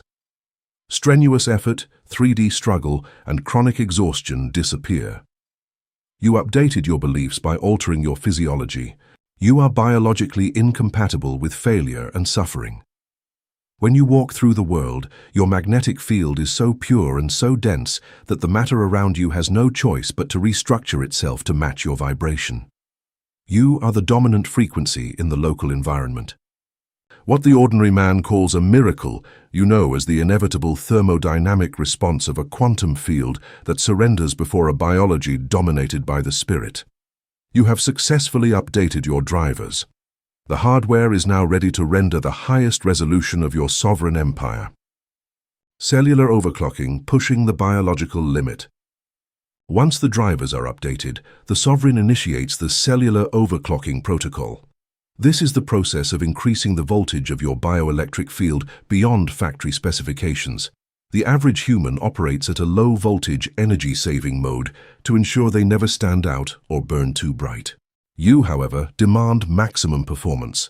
By maintaining constant heart-brain coherence, you force your mitochondria to produce ATP at an accelerated rate. You are no longer running on glucose alone, you are running on the induced current of the vacuum. Your cells begin to vibrate at a higher frequency. This increased voltage acts as a heat sink for the entropy of the 5% visible world. While others are drained by the chaos of the market or social strife, your high-voltage field repels the negativity. You are literally too hot for the low-frequency malware of the matrix to infect your system. The myelin shield, insulating the new pathways. As you forge your new neural highways of wealth and power, you must insulate them. In the brain, this is done through myelination, the coating of neural fibers with a fatty sheath that speeds up electrical impulses. In the spiritual sense, this is the shield of discipline. By repeatedly choosing the frequency of the monarch over the frequency of the victim, you myelinate your sovereignty. The electrical pulse of your will travels faster and faster. Eventually, your reactions to crisis become instantaneous. You don't try to be strong. Your brain is now physically optimized for strength. This insulation prevents crosstalk from your old, dying neural circuits. The voices of your ancestors, the fears of your childhood, and the limitations of your culture can no longer interfere with the high-speed transmission of your current commands. You have physically isolated your genius from your history. Hormonal alchemy, the sovereign's serum. The biomass is a slave to its glandular output. They are driven by the fear cocktail of the adrenals. You practice hormonal alchemy. By mastering your emotional state, you dictate which chemicals your pituitary and pineal glands secrete into your system. You are the architect of your own blood. You replace the cortisol of the masses with the sovereign's serum, a precise mixture of dopamine for drive, serotonin for status, and melatonin for deep, regenerative connection to the void. This internal chemistry creates a physical sense of invincibility. You are not acting confident, you are chemically absolute. This alchemy ensures that your physical hardware never sends a critical error signal to your quantum interface. Your body is always in a state of high availability, ready to execute the heavy rendering of your projects without the biological drag of fatigue or hesitation. The pineal antenna, tuning into the 95%. The pineal gland is more than a biological clock. It is a piezoelectric transducer that converts the frequencies of the quantum field into biological data. In the biomass, this antenna is calcified by poor nutrition and low-frequency thoughts. You decalcify and activate this sensor. Through specific rhythmic breathing, you create a pressure in the spinal column that pushes the cerebrospinal fluid into the brain, striking the pineal gland. This activates its crystalline properties. You begin to see frequencies that were previously invisible. You tune into the 95% dark matter backbone. With this antenna active, you are no longer guessing. You are receiving direct telemetry from the abyss. You see the trends before they happen. You feel the shifts in the board before the pieces move. Your biological hardware is now a high-fidelity receiver of the first cause. Genetic archiving, locking the new state. After rewriting your expression, you must lock the configuration. You do this through the ritual of the eternal now. By refusing to look back at the old version of yourself, you prevent the cells from defaulting to their previous state. You treat your old self as an archived, non-executable file. You are a brand new installation. Every cell in your body is now a node in your imperial network. They are trained to respond only to the root administrator, your sovereign will. This genetic lock ensures that your expansion is permanent. You are not visiting a state of power. You have become it. The transition is now physical. You can feel the new density in your bones and the new clarity in your vision. You have bridged the gap between the invisible intent and the material result. Your DNA is no longer a prison of the past. It is the source code for the future you are manifesting. System reboot, the first breath of the sovereign. Take a deep, quantized breath. Feel the new pathways firing. Feel the heart-brain pulse as a single, unified wave. The old biological drivers have been deleted. The new high-performance firmware is installed and verified. You are no longer a mammalian survivor. You are a quantum architect in a solid-state body. The hardware is synchronized, the voltage is high, the connection to the abyss is 100% stable. You are ready to render the final empire. The board of ash is waiting for the impact of your new, unshakable frequency. Chapter 7. The Quantum Calculation of the Universe. Surrendering Logistics to the Unified Field. The limitation of the biological intellect, the brain as an archive of the past. To master the art of collapsing reality in your favor, you must confront the greatest weakness of your three-dimensional anatomy, the arrogance of your logical intellect. Ordinary humanity idolizes the analytical mind. They believe the frontal lobe, that mass of biological tissue enclosed in the skull, is the ultimate tool to solve destiny. This is a biological and quantum fallacy. The human brain, by its own evolutionary design, is not an organ of spontaneous creation. It is a record of the past. Everything your analytical mind knows, it has learned through empirical experience, trauma, education, and memory. Therefore, it is a limited database that cannot innovate. When you demand your biological brain to calculate how you are going to manifest an empire, incalculable wealth, or a miraculous healing, your brain can only search its historical archive. If you have never been a millionaire, your brain lacks the data to calculate that route. It tries to force a path based on outdated and failed parameters. If you try to force your intellect to design the plan step by step, it will return a mediocre path, limited by your previous experiences and anchored in the friction of what you already know. Trying to solve the how with your conscious mind is the equivalent of trying to calculate the trajectory of galaxies using a wooden abacus. The unified field, the infinite intelligence, beyond visible matter, beyond the reach of telescopes and the primitive senses of man, exists the unified field. Quantum physics has proven that the vacuum is not empty.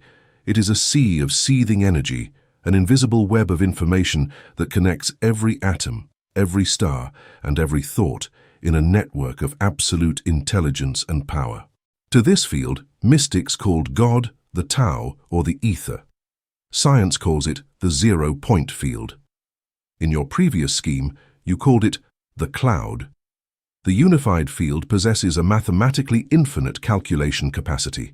It can process trillions of variables and organize fortuitous encounters between people thousands of miles apart. It can alter financial markets and rewrite cellular biology in fractions of a second. The field is not limited by space or linear time.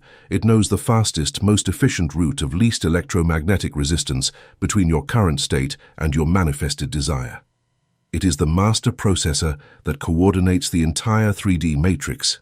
The absolute spiritual operator understands this power asymmetry. He recognizes that his small biological mind is pathetically ineffective for universal logistics. Therefore, he executes the supreme mystical law. You define the what and the why. You surrender the how to the infinite processing power of the unified field. Ego interference, collapsing the wave prematurely. When the ordinary man emits a desire to the universe, he suffers from an existential panic attack. They ask for abundance, but 5 minutes later, their biological ego takes control and starts micromanaging the process.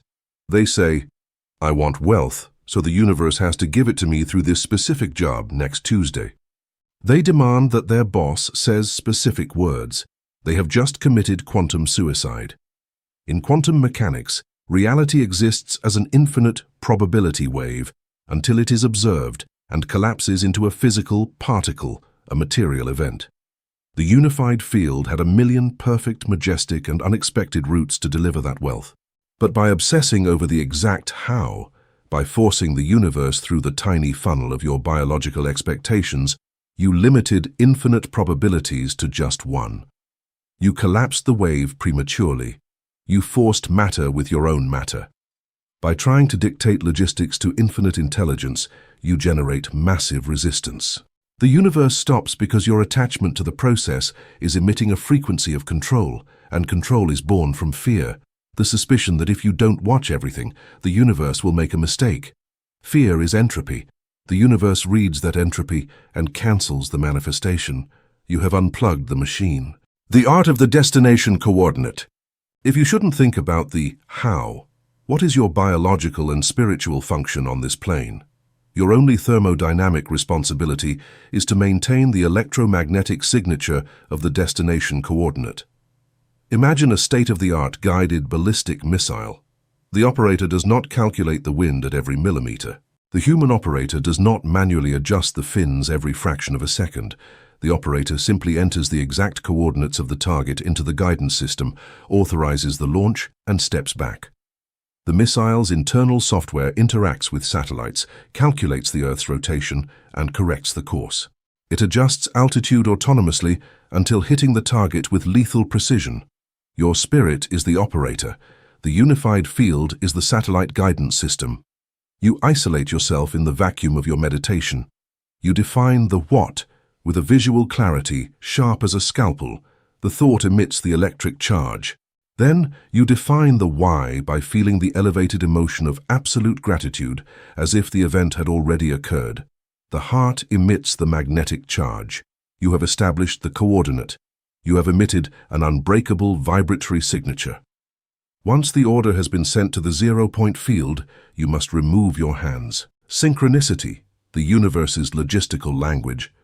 When you surrender the how to infinite intelligence, reality begins to mutate through a phenomenon that psychologist Carl Jung called synchronicity.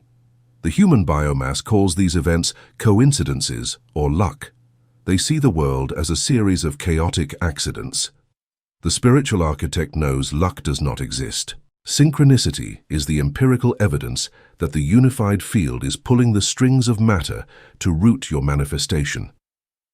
You decided to write a book that will change your industry, the what, and felt the victory in your heart, the why. You gave up knowing how to publish it. Then your flight is delayed next week.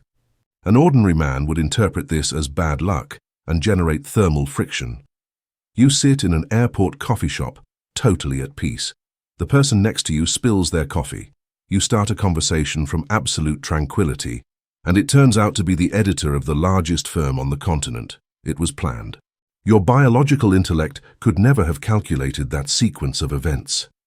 If you had tried to force the how, you would have stayed home sending mediocre, desperate emails full of aerodynamic resistance. The universe had to alter the winds and manipulate fluid dynamics to put your desire in your hands. Thermodynamic surrender, the superconducting state. Delegating the how requires the mastery of a spiritual state that humanity has misunderstood for millennia, surrender. Society associates surrender with weakness, with raising a white flag before the enemy, with physical defeat. In spiritual science, surrender is the most aggressive and powerful tactic in the universe. Surrendering does not mean abandoning your desire. It means abandoning the resistance that separates you from it. In solid-state physics, for a material to become a superconductor, capable of transmitting electricity without losing a single volt as heat, it must be cooled to extreme temperatures until atomic agitation stops. Internal resistance disappears. Energy flows perfectly. Surrendering is turning your soul into a superconductor. It is cooling the hysteria of your biological ego. It is letting go of the microscopic control of your 3D life and telling infinite intelligence, my frequency is fixed. My vision is unmovable. I trust. I trust blindly in the physics of this universe. Do your job. When you reach this level of aseptic detachment, cosmic latency collapses. There is no more friction between you and reality. You become an empty channel where the unified field can pour its immensity. You watch obstacles dissolve effortlessly. Quantizing the void, the precision of non-action. To the untrained eye of the 5%, this surrender looks like passivity or doing nothing. In reality, it is the most intense form of internal work. It is the quantization of the void. While the biomass is running around sweating and wasting calories, you are maintaining a high-voltage internal state that requires 0% movement. This is the non-action, Wu Wei, mentioned in the ancient codes. It is the realization that your internal frequency is the only labor that matters. If your frequency is out of sync, no amount of physical effort will bridge the gap. If your frequency is matched, the environment must rearrange itself to reach you. You stop being a hunter of results and become a sink for the universe's abundance. You allow the laws of spiritual thermodynamics to do the heavy lifting. The vacuum is not empty. It is a pressurized engine waiting for a destination. Once you provide the coordinate, the pressure of the field pushes you toward it. The logistics of the impossible, bypassing linear probability. The biological mind operates on linear probability. A leads to B, which leads to C. The unified field operates on non-linear quantum leaps. It can bypass the entire alphabet to put you directly at Z. When you surrender the how, you give the field permission to use impossible shortcuts that bypass social logic. You might find that the capital you need doesn't come from a bank loan, but from a forgotten legal settlement or a sudden market shift that favors your hidden assets. These are quantum jumps in your personal economy. They cannot be planned. They can only be allowed through the absence of intellectual interference. The more you try to be realistic, the more you tie yourself to the slow, entropic laws of the biomass. The sovereign architect repudiates realism. Realism is just a set of rules created by people who don't know how to access the field. You operate on absolute potentiality, where the only limit is your signal. Eliminating the time variable. In the unified field, time is a coordinate, not a limitation. The how often involves a delay because the intellect believes things take time. This is a calibration error. The field can render a result in a day that would take a decade of manual effort. Surrendering the how means deleting the time slider. By not worrying about the duration of the process, you remove the waiting frequency. Waiting implies that you don't have it yet, which is a signal of scarcity. By assuming the finished state, gratitude, you tell the field that the result is already here. The field then collapses the time gap to match your conviction. The result is a life of high-speed manifestation. You become a node where reality is constantly being updated. You inhabit a different temporal flow than the crowd. While they are aging and struggling, you are moving from one finished result to the next with the speed of an electron in a closed circuit. The mirror principle, reflecting the master script. The unified field acts as a perfect mirror of your internal state. If your internal state is, I am trying to figure it out, the field reflects back a reality of searching and confusion.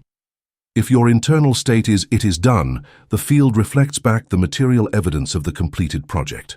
Surrendering the how is the act of cleaning the mirror. You remove the smudges of doubt and the dust of analytical planning. You present a clear, high-resolution image of your empire to the field. The field, being a perfect reflective medium, has no choice but to manifest that image in the 3D board. You are the projector. The universe is the screen.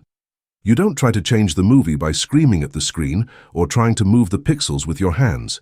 You change the film in the projector room, the center of your heart. Once the film is loaded, the light of the field does the rest. Telemetry of the abyss, listening to the pulse. Even as you surrender the how, you remain alert to the telemetry of the abyss. This is the sub-base intuition. The field will send you signals, nudges, gut feelings, sudden bursts of clarity. These are not thoughts you generated. They are instructions from the guidance system to take a specific action. The difference is that these actions are effortless. They feel like a natural extension of your being. You might feel the urge to call a specific person or walk down a different street. You follow these nudges without asking why. You are the hand of the field executing its own perfect logistics in real time. This is the state of the living monolith. You are moved by a force greater than your ego. You are no longer a separate fragment fighting the world. You are the world reorganizing itself through you. You have achieved the ultimate synergy. Your will and the universe's calculation are now the same pulse. The final render, the masterpiece of non-effort. As you master the surrender of logistics, you will see your life transform into a masterpiece of non-effort. You will look at your bank accounts, your relationships, and your empire, and you will realize that you didn't do it, you allowed it. You provided the frequency and the field provided the matter. This realization is the end of the human struggle. You have transcended the labor of the 5% and entered the creation of the 95%. You sit in your osmium core, observing the beauty of the perfect logistics that the infinite intelligence has rendered for you. You are the architect of the finished state. The board is no longer a battle, it is a playground. You are the sovereign of the field, and the how is a servant that you no longer need to manage. The empire is here, and it was always just a single, coherent, and surrendered frequency away. Chapter 8. The precision of the observer, the failed collapse, and the frequency void. The cosmic syntax error, the ambiguity of the biomass. There is a fundamental arrogance in how humanity interacts with the unified field. The biomass believes the universe understands human language, emotional complaints, or romantic metaphors. They kneel and ask for happiness, tranquility, abundance, or success. In the physics of creation, these concepts are an information black hole. They are empty abstractions. When you emit a desire like, "I want to be financially free," you are sending a probability wave so broad, so diffuse, and so lacking in gravitational mass that the unified field cannot find an exact coordinate in space-time to materialize it. The wave travels through the ether and finds no precise mold. Lacking a geometric fit, the wave dissipates. The universe returns a frequency void to you. Reality is not found. Conscious matter does not respond to poetry or good intentions. It responds exclusively to the exact electromagnetic signature and the geometry of pure intention. If your command lacks mathematical resolution, it fails. The cosmos throws a read error. You do not get what you ask for. You get the reflection of the blurred chaos inhabiting your mind. To the field, a vague request is a null value. Without a specific set of parameters, the rendering engine of the matrix remains idle, or worse, continues to render your current state of lack. Cymatics and sacred geometry, the resolution of the coordinate. To understand how the universe translates energy into physical matter, you must observe the science of cymatics. When you scatter sand on a metal plate and vibrate that plate with a random out-of-tune sound frequency, the sand moves chaotically, creating deformed spots and visual mud. There is no structure at all. But if you inject a pure, exact, and sustained frequency, for example, 432 Hz or 528 Hz, the grains of sand organize instantly, almost by magic, into geometric mandalas of terrifying mathematical perfection. Inert matter gains structural consciousness through the precision of the wave. You must become that specific frequency. Your thoughts and emotions are acoustic frequencies operating on the quantum plane. If your desire is generic, "I want things to go well," you are emitting static noise. The unified field, which is the metal plate of the universe, vibrates the matter around you, but only produces 3D mud, mediocre situations, and half results. The spiritual architect eliminates ambiguity. You must tune your frequency until you reach a state of quantum zen, a mind so clear of static that the signal it emits is a laser beam. You do not ask for money, you demand a specific capital flow for a specific structure, feeling the exact gravity of that power. By injecting this pure frequency into the field, matter around you has no choice but to organize into the perfect geometry of your will. The resolution of your vision determines the density of the manifestation. A low-resolution thought produces a ghost. A high-resolution command produces a monolith of solid reality. The reticular system, the biological filter of reality, lack of precision does not only confuse the universe, it blinds your own biology. Inside your brainstem exists a network of neurons called the reticular activating system, RAS. Your brain is bombarded by billions of bits of information per second from your environment. If you processed them all, you would collapse. The RAS acts as the gatekeeper, filtering 99.9% of reality and only allowing into your consciousness what you have programmed as important. When you lack a hyper-specific vision of your future, your RAS has no clear instructions. Therefore, it filters reality based on your biological survival programs.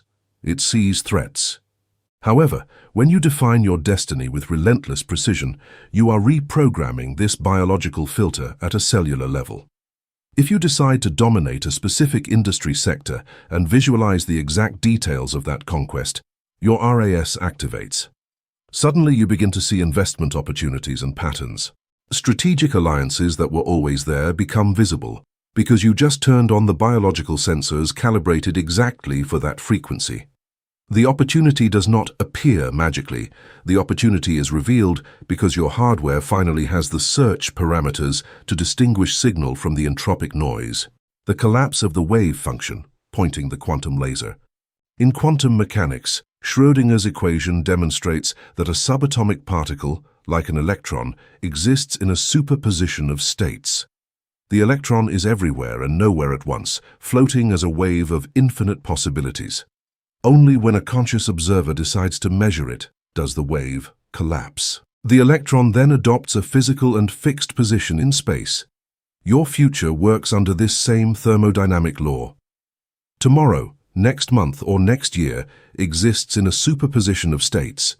There is the version of you that fails, the version that survives in mediocrity, and the version that reaches absolute dominance.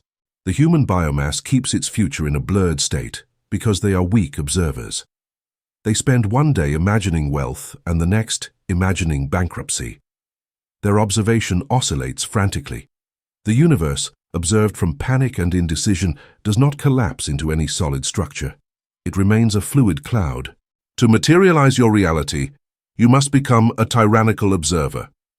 You isolate your consciousness in the void and fix your internal gaze on the final result with a level of detail so suffocating and sharp that other probabilities die of energy starvation. You hold the cosmic gaze without blinking or wavering. You force the electrons of your environment to stop dancing in uncertainty and to collapse, by pure electromagnetic pressure, into the only reality you are willing to accept. The sheer mass of your focused attention acts as a gravitational well, sucking the probability wave into a singular point of material fact. The danger of the means of transport, confusing vehicle with destination. One of the most lethal errors when defining the coordinate of your manifestation is confusing the vehicle with the final destination. The ordinary man defines his goal by saying, "I want to win the lottery," or "I want this specific person to love me." By doing this, they are not defining the end, they are dictating. They attempt to dictate to the universe the method of delivery. They are limiting infinite intelligence to a single distribution channel, and almost always it is a channel highly improbable or full of friction. As we forged in the chapter on cloud processing, you must delegate the logistics and the how. The real goal is not winning the lottery. The goal is the temporal sovereignty, structural expansion, and absolute freedom of movement that massive wealth provides. The goal is not for a person to love you. The goal is the biological and spiritual experience of harmonic wholeness. You must seek the essence. You must extract the geometric essence of your desire. Ask for sovereignty. Ask for expansion. Visualize the empire already built, the work finished, and let the unified field decide if the capital will arrive through an investment, a disruptive idea, or a global alliance. It knows the path of least resistance. When you point to the pure essence of the experience, the universe finds the route of least thermodynamic resistance to deliver it in record time. By freeing the how, you allow the 95% of the abyss to use its infinite computational power to find shortcuts that your limited 5% mind could never conceive. The final state signature, writing the source code. For the cosmos not to return a frequency void, you must learn the syntax of creation. You have to compile your desire into a final state signature. The biomass asks from the future, "I hope the day comes when I am free." The universe, a perpetual mirror of the now, reflects that exact frequency back. It grants you exactly what you ask for, the perpetual state of waiting to be free. The operator of conscious matter dictates from the consumed present. It does not matter if the 3D environment around you is temporarily in ruins. You anchor yourself in the center of the storm as the monarch who has won. You tune into the emotion that the work is already finished. You feel the weight of capital in your infrastructure. You experience the gelid peace of secured domination. This is not a technique of psychological self-deception. It is the sending of an unnegotiable quantum coordinate to the core of the matrix. When you hold this vibratory signature in your chest, the body believes the event has already occurred. Your DNA rewrites itself in the present. Your magnetic field expands. The universe, faced with a signal so pure, dense, and specific, is subjected to the fundamental laws of physics.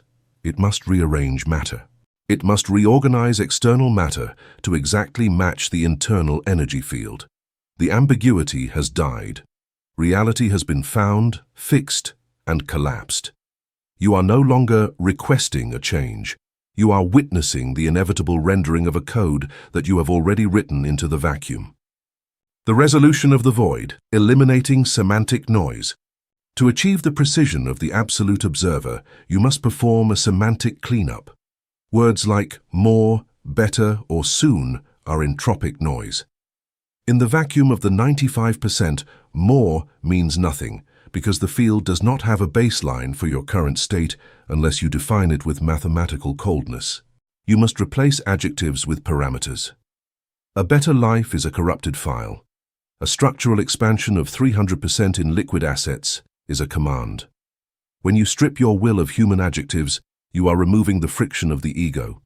You are speaking the native language of the unified field, geometry, and number. By eliminating semantic noise, your signal-to-noise ratio reaches its maximum. Every bit of energy you emit is used for the render. The universe does not have to guess your intent. It simply executes the script. You become a high-bandwidth transmitter, sending high-definition blueprints into the dark matter. The quantized gaze, freezing the frame. The absolute observer practices the quantized gaze. This is the ability to hold a single image in the mental theater without it flickering or dissolving into doubt. The biomass has a flicker rate of seconds. They cannot hold a vision because their biological RAM is saturated with the pixels of the present. You, the sovereign, clear your cache. You freeze the frame of your desired end state. You look at it until it becomes more real than the room you are sitting in. This internal density creates a pressure differential between your mind and the 3D world. Nature abhors a vacuum, and it also abhors a pressure gap. The universe will rush to fill the 3D world with the matter required to match the density of your internal image. By holding the frame, you are creating a vacuum pump for reality. You don't have to pull the future toward you. The future is sucked into the present by the sheer vacuum of your focused intent. The parity check, verifying the signal. A master operator performs a constant parity check on his own frequency. You monitor your internal state for bit flips, sudden drops into the frequency of the biomass. If you feel a microvolt of doubt, you catch it instantly. You don't judge it, you simply overwrite it with the original high-resolution code. This error correction ensures that the packet of your manifestation is never rejected by the cosmic server. You maintain a bit-perfect signal. This is why the architect isolates himself. In the silence, it is easier to detect the subtle noise of biological interference. You are the guardian of your own frequency. When your parity check is active, you are invulnerable to the damping effect of the external world. People can tell you that your goals are impossible, but since their noise doesn't match the parity of your internal code, your system discards their input as corrupted data. You remain locked on target. The event horizon of certainty. Certainty is the point of no return. In the physics of black holes, the event horizon is the boundary where the gravitational pull becomes so strong that not even light can escape. Your certainty must reach this level of density. It is the moment when believing is replaced by knowing. At the event horizon of certainty, the how is no longer a question. It is a logistical detail handled by the 95%. You no longer hope the download finishes. You are already using the software. This psychological state collapses the timeline. The gap between the order and the fact vanishes. You inhabit the result. To the biomass, you look like you are in a trance or disconnected. In reality, you are the only one truly connected. You have moved your local presence to the future coordinate, and the 3D world is simply the slow-moving shadow that is catching up to your current location. Overclocking the reticular filter. Once your goal is precise, you overclock your RAS. You demand that your biology finds every possible shortcut, every hidden node of power, and every stray bit of capital that can accelerate the render.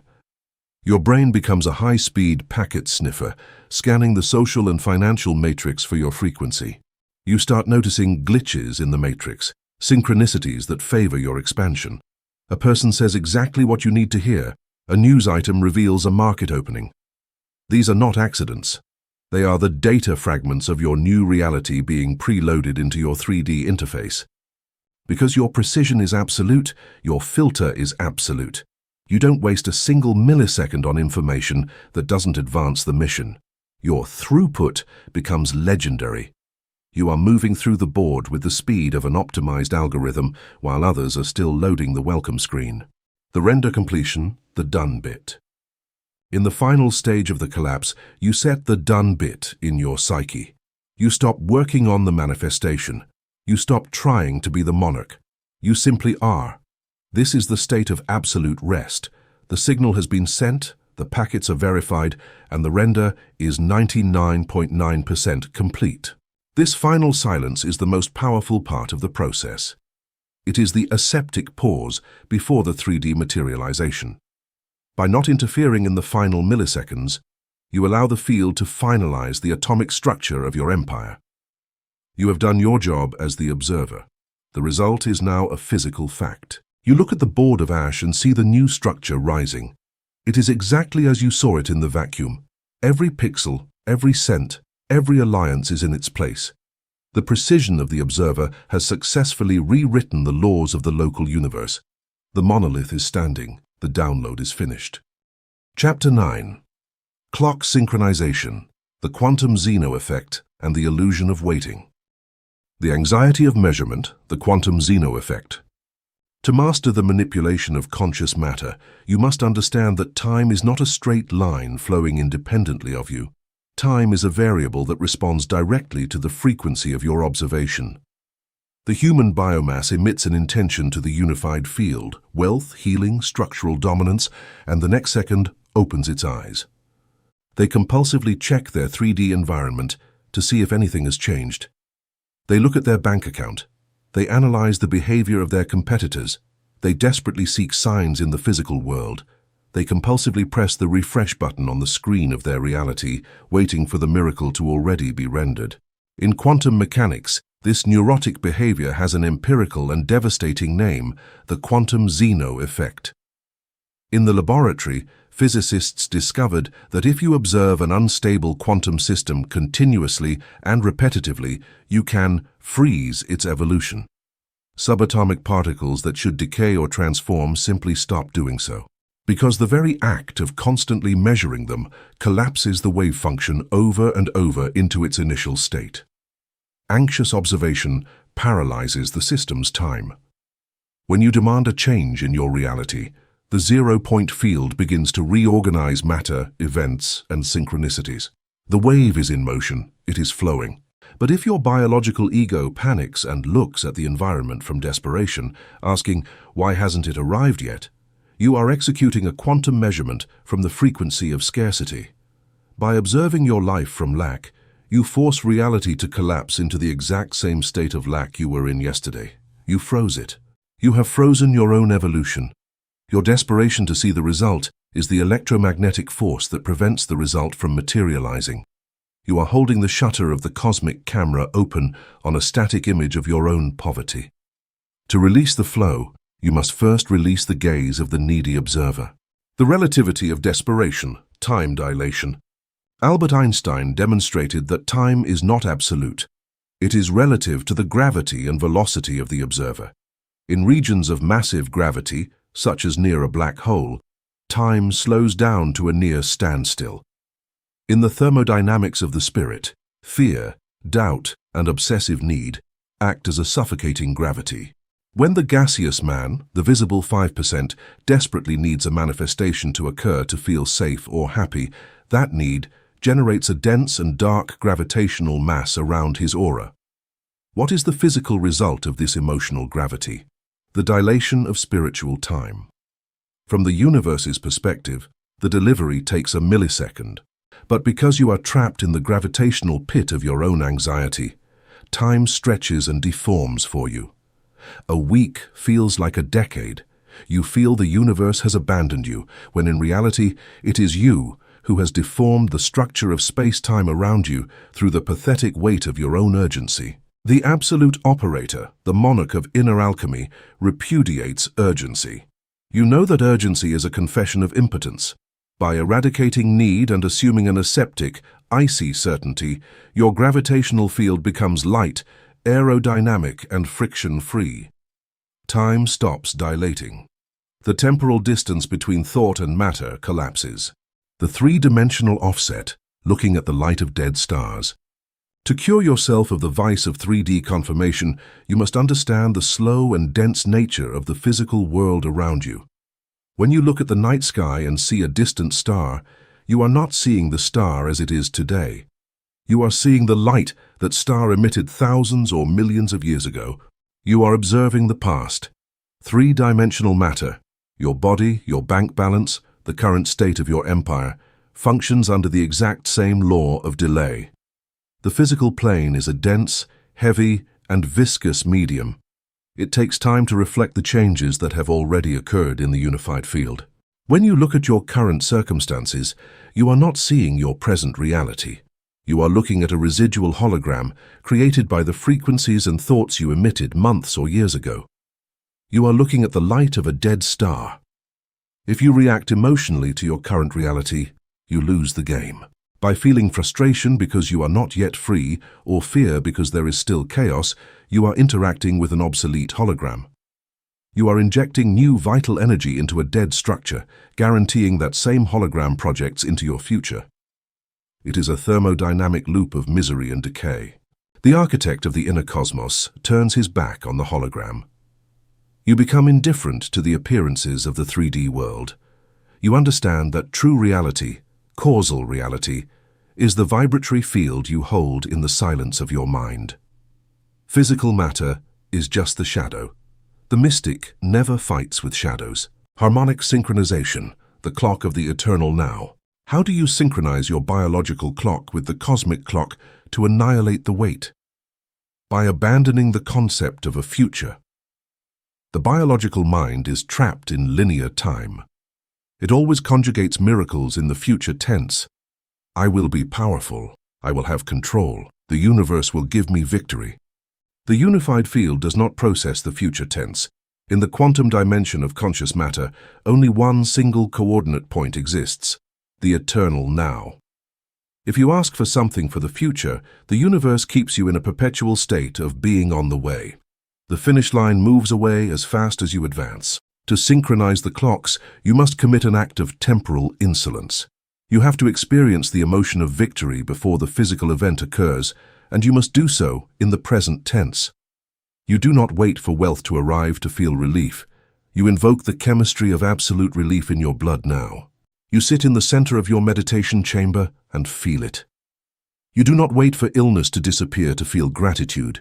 You feel the magnetic euphoria of cellular health invading your DNA in this precise millisecond. By feeling the emotion of victory in the now, your brain assumes the event is a fact. Your frequency changes. Your quantum antenna stops emitting the search signal and begins emitting the possession signal. The universe, seeing no difference between your internal state and a physical fact, begins the high-speed render of the 3D environment to match your current neural and energetic reality. Thermal immobility, the art of gestation. When you have synchronized your clock with the eternal now and emitted the perfect vibratory signature, you enter the most crucial phase of alchemy, thermal immobility. In agriculture, a farmer plants a seed in the darkness of the damp earth. What would happen if, seized by hysteria, he dug it up daily? The premature exposure to light and manipulation would destroy the process. The seed would die. Gestation requires darkness, moisture, and above all, non-interference. Your intention, planted in the womb of creation, the quantum void, requires the same law of immobility. You must leave the mechanism alone. Once you have collapsed the wave with your decree, you remove your hands. You stop manipulating. You stop asking how or when. You walk through the 3D world in a state of aseptic certainty. You know the order was received and processed. You know matter is already moving beneath the surface.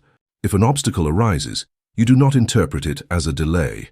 You interpret it as the thermodynamics of the universe pushing old structures out of your way to make space for the new mass about to arrive. You become unshakable. Your peace does not depend on physical evidence. You are the master of the silent wait, the state of active download. The operator who has overcome the quantum Zeno effect does not wait passively in a corner. You operate in the physical world, you make high lethality corporate or personal decisions, but you do so from a vibration of consumed triumph. You move through the world like a ghost from a future that is already certain. By completely letting go of the obsessive need to observe the result, you untie the quantum knot. The universe, free from the pressure of your anxious gaze, executes the transmutation at terminal velocity. Suddenly, the capital, the healing, or the structure you requested bursts into your physical reality. It arrives with a silent and perfect violence. It did not happen when the universe wanted. It happened in the exact millisecond you stopped getting in the way. It happened when your biological clock of fear stopped ticking and synchronized with the thundering silence of the cosmic clock. Overclocking the perception of time. Beyond synchronization, the absolute operator learns to overclock his perception of time. When you are in a state of deep coherence and focus, your brain processes more information per second than the surrounding environment. This creates a subjective dilation where the external world appears to slow down. In this high-frequency state, you can see the entropic movements of your adversaries before they even materialize. You inhabit the gaps between their thoughts. While the biomass is reacting to the 3D hologram of the past, you are already calculating the next 3 moves in the causal field of the present. This temporal advantage allows you to act with a precision that seems supernatural. You are not faster in a physical sense, you are simply operating on a different clock speed. You have moved your consciousness to the high bandwidth channels of the 95%, leaving the slow dial-up of the 5% world behind. The erasure of the waiting room. The waiting room is a psychological construct of the ego designed to maintain a sense of separation between the desire and the manifestation. It is a buffer zone where the mind stores unfulfilled hopes. The sovereign deletes the waiting room. You refuse to inhabit the frequency of not yet. In your internal architecture, there is no lobby. There is only the command and the execution. If the 3D world has not yet rendered the result, you do not sit in the lobby. You stay in the control room, maintaining the frequency of the finished state. You ignore the loading bar of the physical world. By erasing the waiting room, you eliminate the mental friction that causes energy leaks. Your focus remains 100% on the destination coordinate. This lack of distraction ensures that the packet of your reality is delivered with 0% loss and 100% integrity. You are the architect who refuses to wait for his own building. Entropy of hesitation, the jitter of the soul. In network engineering, jitter is the variation in the delay of received packets. It causes distortion and lag. In spiritual physics, jitter is hesitation. It is the fluctuation between I am a god and I am a victim. This inconsistency sends a messy, jittery signal to the unified field. The field cannot render a stable reality from a jittery source. Every time you hesitate, you are resetting the clock. You are introducing a temporal offset that pushes the manifestation further away. To reach zero latency, your signal must be a constant, unyielding pulse of high-amplitude certainty. You achieve this through the hardening of your intent. You make your will so dense and so heavy that it no longer fluctuates. You become a phase-locked loop, PLL, with the first cause. Once you are locked in, the time variable disappears and the reality begins to crystallize at the speed of light. The Chronos amputation. To fully synchronize, you must perform a Chronos amputation. You must cut off your attachment to the concept of how long it takes. The question, how long, is a virus of the 5% visible world. It is based on the assumption that resources are scarce and that the universe moves at a human pace. The universe does not have a watch, it has a flow. When you stop measuring time, you stop being a slave to it. You enter a state of timeless execution. In this state, you can accomplish in a day what takes others a year. You are no longer swimming against the current of time. You have become the current. This amputation frees up massive amounts of processing power. Your mind is no longer calculating deadlines or worrying about schedules. All that liberated energy is funneled into the render engine of your manifestation. You become a high-speed processor of reality, bypassing the temporal bottlenecks of the herd. The event horizon of the wish. When your certainty becomes absolute, you reach the event horizon of the wish. This is the point where the manifestation becomes so dense in the causal field that its materialization in the 3D world is mathematically inevitable. At this point, the weight is no longer even a concept. It is just the final descent. You feel the gravity of the result pulling you in. You don't have to push. You are being sucked into the new reality. This is the ultimate inversion of effort. While the biomass is pushing against the world, you are being embraced by the vacuum. The result is already here. The light just needs to reach your eyes. You stand in the silence of your achievement. The 3D world finally snaps into place. The money is in the account, the contract is signed, the body is healed. You do not shout in surprise.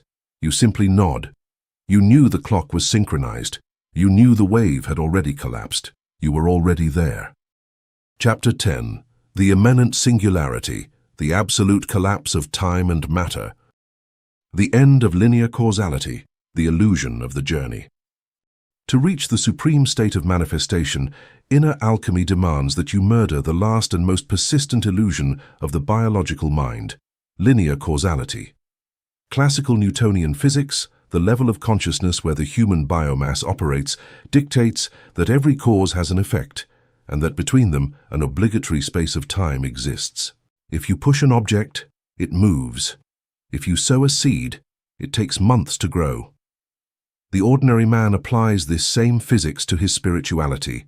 They believe that today they must emit a desire, the cause, so that in a distant future, the universe delivers the result, the effect. This creates a lag in the matrix that keeps them in lack. In advanced quantum mechanics, at the zero-point field level, linear causality crumbles. Time is not an arrow traveling forward, it is a perceptual construct. Past, present, and future exist superimposed in a single and eternal now. What you call zero ping is the state where you realize there is no temporal distance. When your frequency reaches absolute purity, cause and effect merge in the same thermodynamic millisecond. Thought and manifestation cease to be two separate events separated by time. They become two sides of the same quantum coin spinning in the void. You are not waiting for the future. You are collapsing it into the present. Spiritual superfluidity, motion without friction. In condensed matter physics, when you cool liquid helium to fractions of a second above absolute zero, a miracle occurs. It becomes a superfluid. In this macroscopic quantum state, the liquid loses all viscosity. Its internal friction drops to zero. It can flow upward, climb glass walls, and pass through pores without loss. The mastery of the immanent singularity is the transmutation of your soul into a superfluid. While the gaseous man attempts to alter reality through strenuous effort, struggle, and caloric waste, generating massive thermal friction that slows him, the absolute operator has cooled his biological ego to absolute zero. By eradicating emotional friction, your will becomes a superfluid in the unified field. You move through the 3D world and alter the structure of your environment without resistance. Financial barriers and social obstacles that once seemed like concrete walls are now permeable structures through which your energy flows. You achieve maximum physical impact with zero energy expenditure. You no longer push against the world.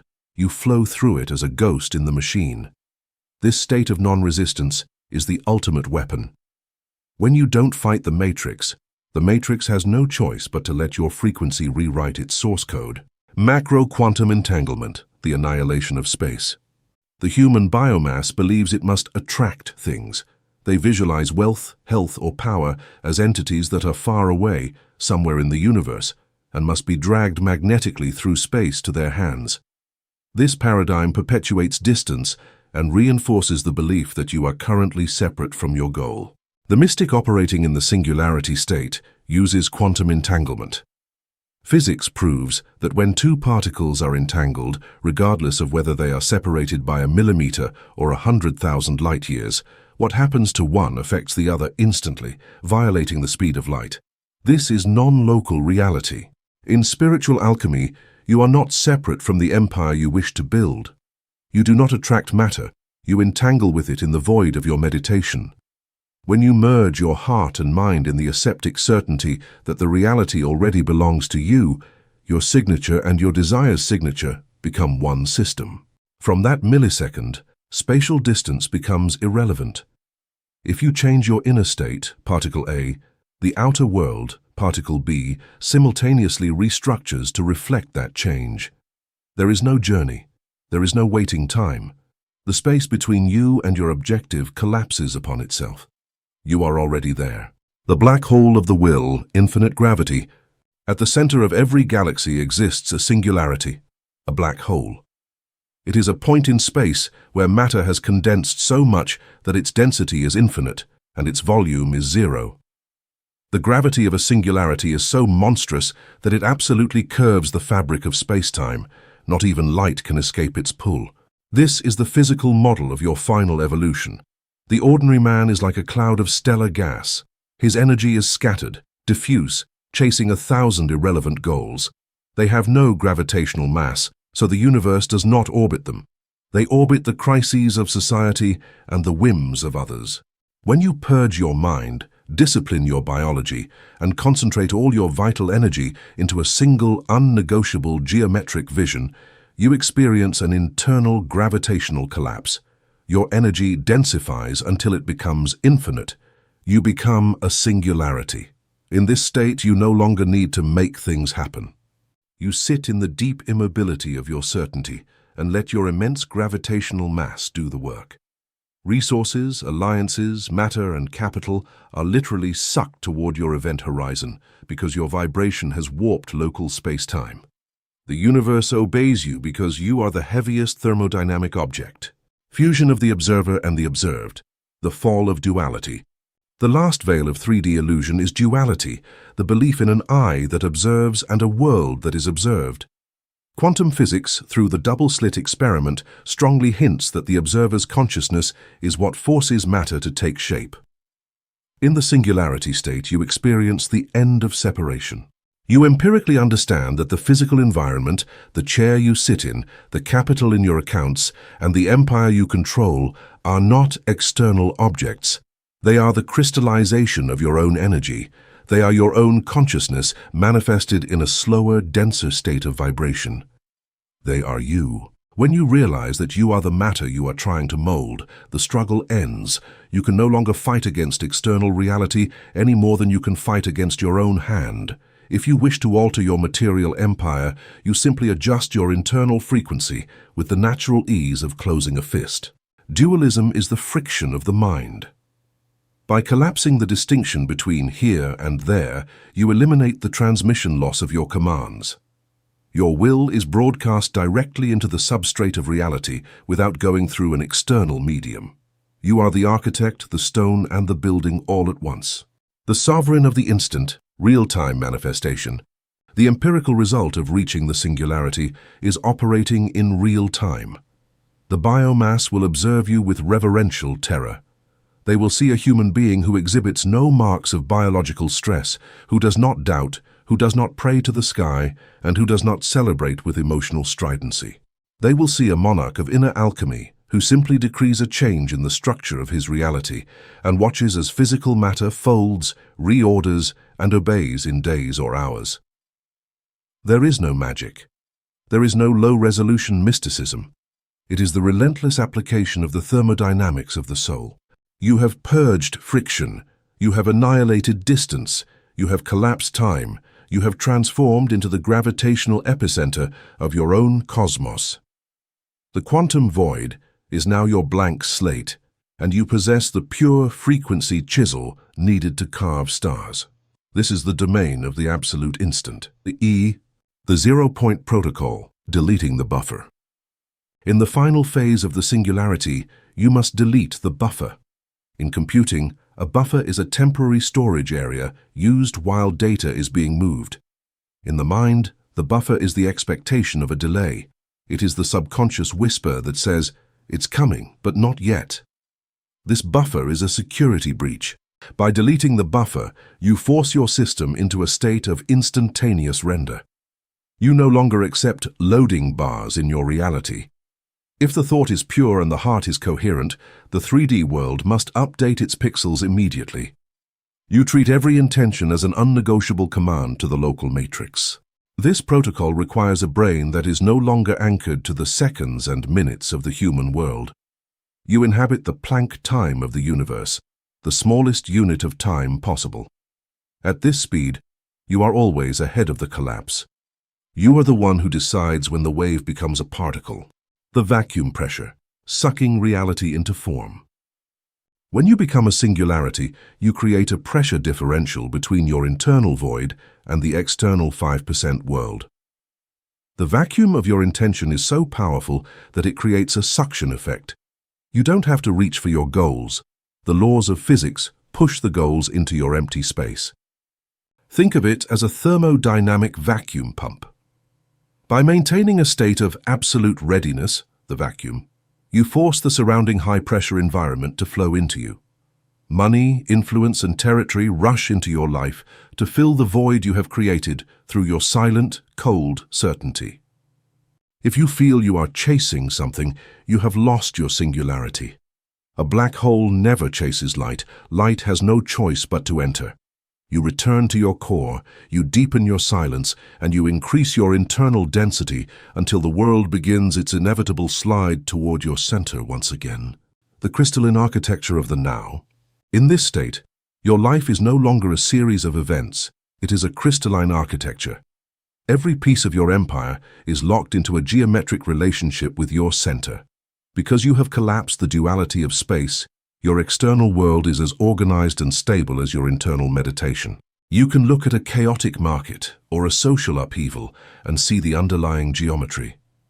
You don't panic because you know the chaos is just matter looking for a new frequency. You provide that frequency. You act as the master clock for your environment, forcing everything around you to synchronize with your peace. This synchronization is how you build a lasting legacy. You aren't just manifesting a single event, you are manifesting a permanent field of order. You are a localized high-pressure system of sovereignty that dictates the weather for everyone else in your orbit. You are the source of the climate you inhabit. The amputation of hope. Hope is the poison of the singularity. To hope is to admit that you do not yet have what you desire. It is a declaration of distance. The sovereign amputates hope and replaces it with immanent possession. You do not hope the deal closes. You inhabit the reality where the deal is a historical fact. This amputation is painful for the ego, which loves the dopamine of hoping. But for the absolute operator, it is a necessary surgery. By removing the future potential of hope, you lock all your energy into the present fact of the singularity. You are no longer a dreamer, you are a witness. When you walk into a room, you aren't hoping for a result. You are there to collect what the field has already assigned to you. This frequency of collection versus request is what gives the sovereign his terrifying weight. You aren't asking the universe for permission. You are simply acknowledging the render, the final event horizon, crossing the threshold. There comes a moment when your internal work is so complete that you cross the final event horizon. You reach a point where you can no longer even imagine failure. The very concept of not getting what you want becomes as alien as the concept of the sun not rising. You have moved beyond belief. At this threshold, you and the first cause are in a state of direct memory access, DMA. There is no intermediary. There is no ego firewall. There is no biological delay. You think and the world reflects. You breathe and the structure of your empire expands. You have reached the singularity. The 3D world may take a moment to catch up to your current coordinate, but for you, it is irrelevant. You are already living in the result. You are the sovereign of the instant, the architect of the void, and the master of the single point. The journey is over because you have become the destination. The silence of the monolith. Now you inhabit the silence of the monolith. You no longer need these words. You no longer need techniques. You have updated your hardware, reconfigured your network, and collapsed your time. You are a solid-state entity in a gaseous world. You are the anchor for the 95% in the world of the 5%. You stand still. You remain cold. You observe the unfolding of your will with the same routine indifference with which a god watches the formation of a galaxy. It is not personal. It is simply physics. It is the inevitable output of a perfectly calibrated sovereign system. The vacuum is full. The time is now. The singularity is immanent. Conclusion. Disconnection from the public network, the cosmic backbone. The Great Migration of the Spirit. You have reached the final threshold of this technical manual for the soul. The chapters behind you were not intended as inspirational prose, but as a low-level reformatting of your existential operating system. To finalize the installation of your sovereignty, you must perform the ultimate act of the monarch, the total disconnection from the public network of the human biomass. The public network is the collective frequency of the 5% visible world. It is the realm of social validation, political hysteria, economic fear, and the constant buzzing need for external confirmation. Most humans live their entire lives as thin clients, processing only the data that the social server allows them to see. They are nodes in a hive mind of scarcity, vibrating in a frantic, out-of-sync jitter that ensures they never achieve the density required for true manifestation. To operate on the cosmic backbone, the 95% dark matter infrastructure of the first cause, you must sever the umbilical cord of social approval. You must become a dark node. This is not an act of misanthropy, but of thermodynamic efficiency. Every time you explain your vision to a gaseous mind, every time you seek likes or retweets for your internal expansion, you are creating a massive energy leak. You are dropping packets of your power into a void that can never return them. The terminal of silence, encrypting the will. The transition to the backbone requires you to move your operations into the terminal of silence. In the world of the 5%, everything is noise. They celebrate before the work is done. They weep before the battle is lost. They are constantly broadcasting their internal state, which makes their frequency easy to jam. The sovereign, however, operates with end-to-end encryption. When you move your will to the cosmic backbone, your intentions become invisible to the public scanners of the matrix. You no longer signal your moves. You don't announce your empire. You simply let the empire's gravity speak for itself. This encryption ensures that no external interference, no envy, no doubt, no social firewall can intercept the command you have sent to the unified field. By disconnecting from the public feedback loop, you eliminate the social latency that slows down the average man. You no longer wait for the world to tell you it's okay to be powerful. You have bypassed the permission gate. You are directly plugged into the source code of reality, and your only peer is the vacuum itself. In this isolation, your signal reaches its maximum amplitude. Static stability, the solid-state entity. The biomass is a gaseous state. It expands and contracts based on the temperature of the environment. If the economy is hot, they are happy. If the social climate is cold, they are depressed. They are victims of the ambient thermal noise. By migrating to the backbone, you achieve the solid-state configuration. You become a localized zero-point field. Your internal temperature is now independent of the external weather. You have achieved static stability. This means that even if the 3D world around you is in a state of total entropic collapse, your internal render remains sharp and high resolution. You are the only stable object in a world of ghosts. This stability is what allows the unified field to use you as a primary anchor for the manifestation of massive order. Because you are no longer fluctuating, the universe can route heavier loads through your node. You become a regional hub for capital, power, and structural influence. The cosmos recognizes that your uptime is 100%. While others are crashing under the pressure of the matrix, you remain online, cold and operational. You are the backbone of your own local universe. The final handshake, merging with the first cause. The final step of the disconnection is the final handshake. This is the moment when the distinction between your will and the universal will vanishes completely. You realize that you were never a separate user trying to hack the system. You are the system itself experiencing its own creative potential. The disconnection from the public network is, in reality, the reconnection to your true origin. As you step into the world of the 5% today, you do so as a foreign agent. You look like the biomass, you speak their language, but your data link is elsewhere.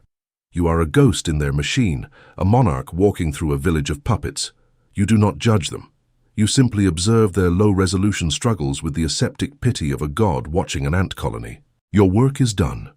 The drivers are updated. The firewall is reconfigured. The latency is 0. The singularity is active. You are now a sovereign of the instant. The board of ash is before you, and for the first time in your evolutionary history, you are holding the brush. What you carve into the vacuum today will remain as a monolith for all eternity.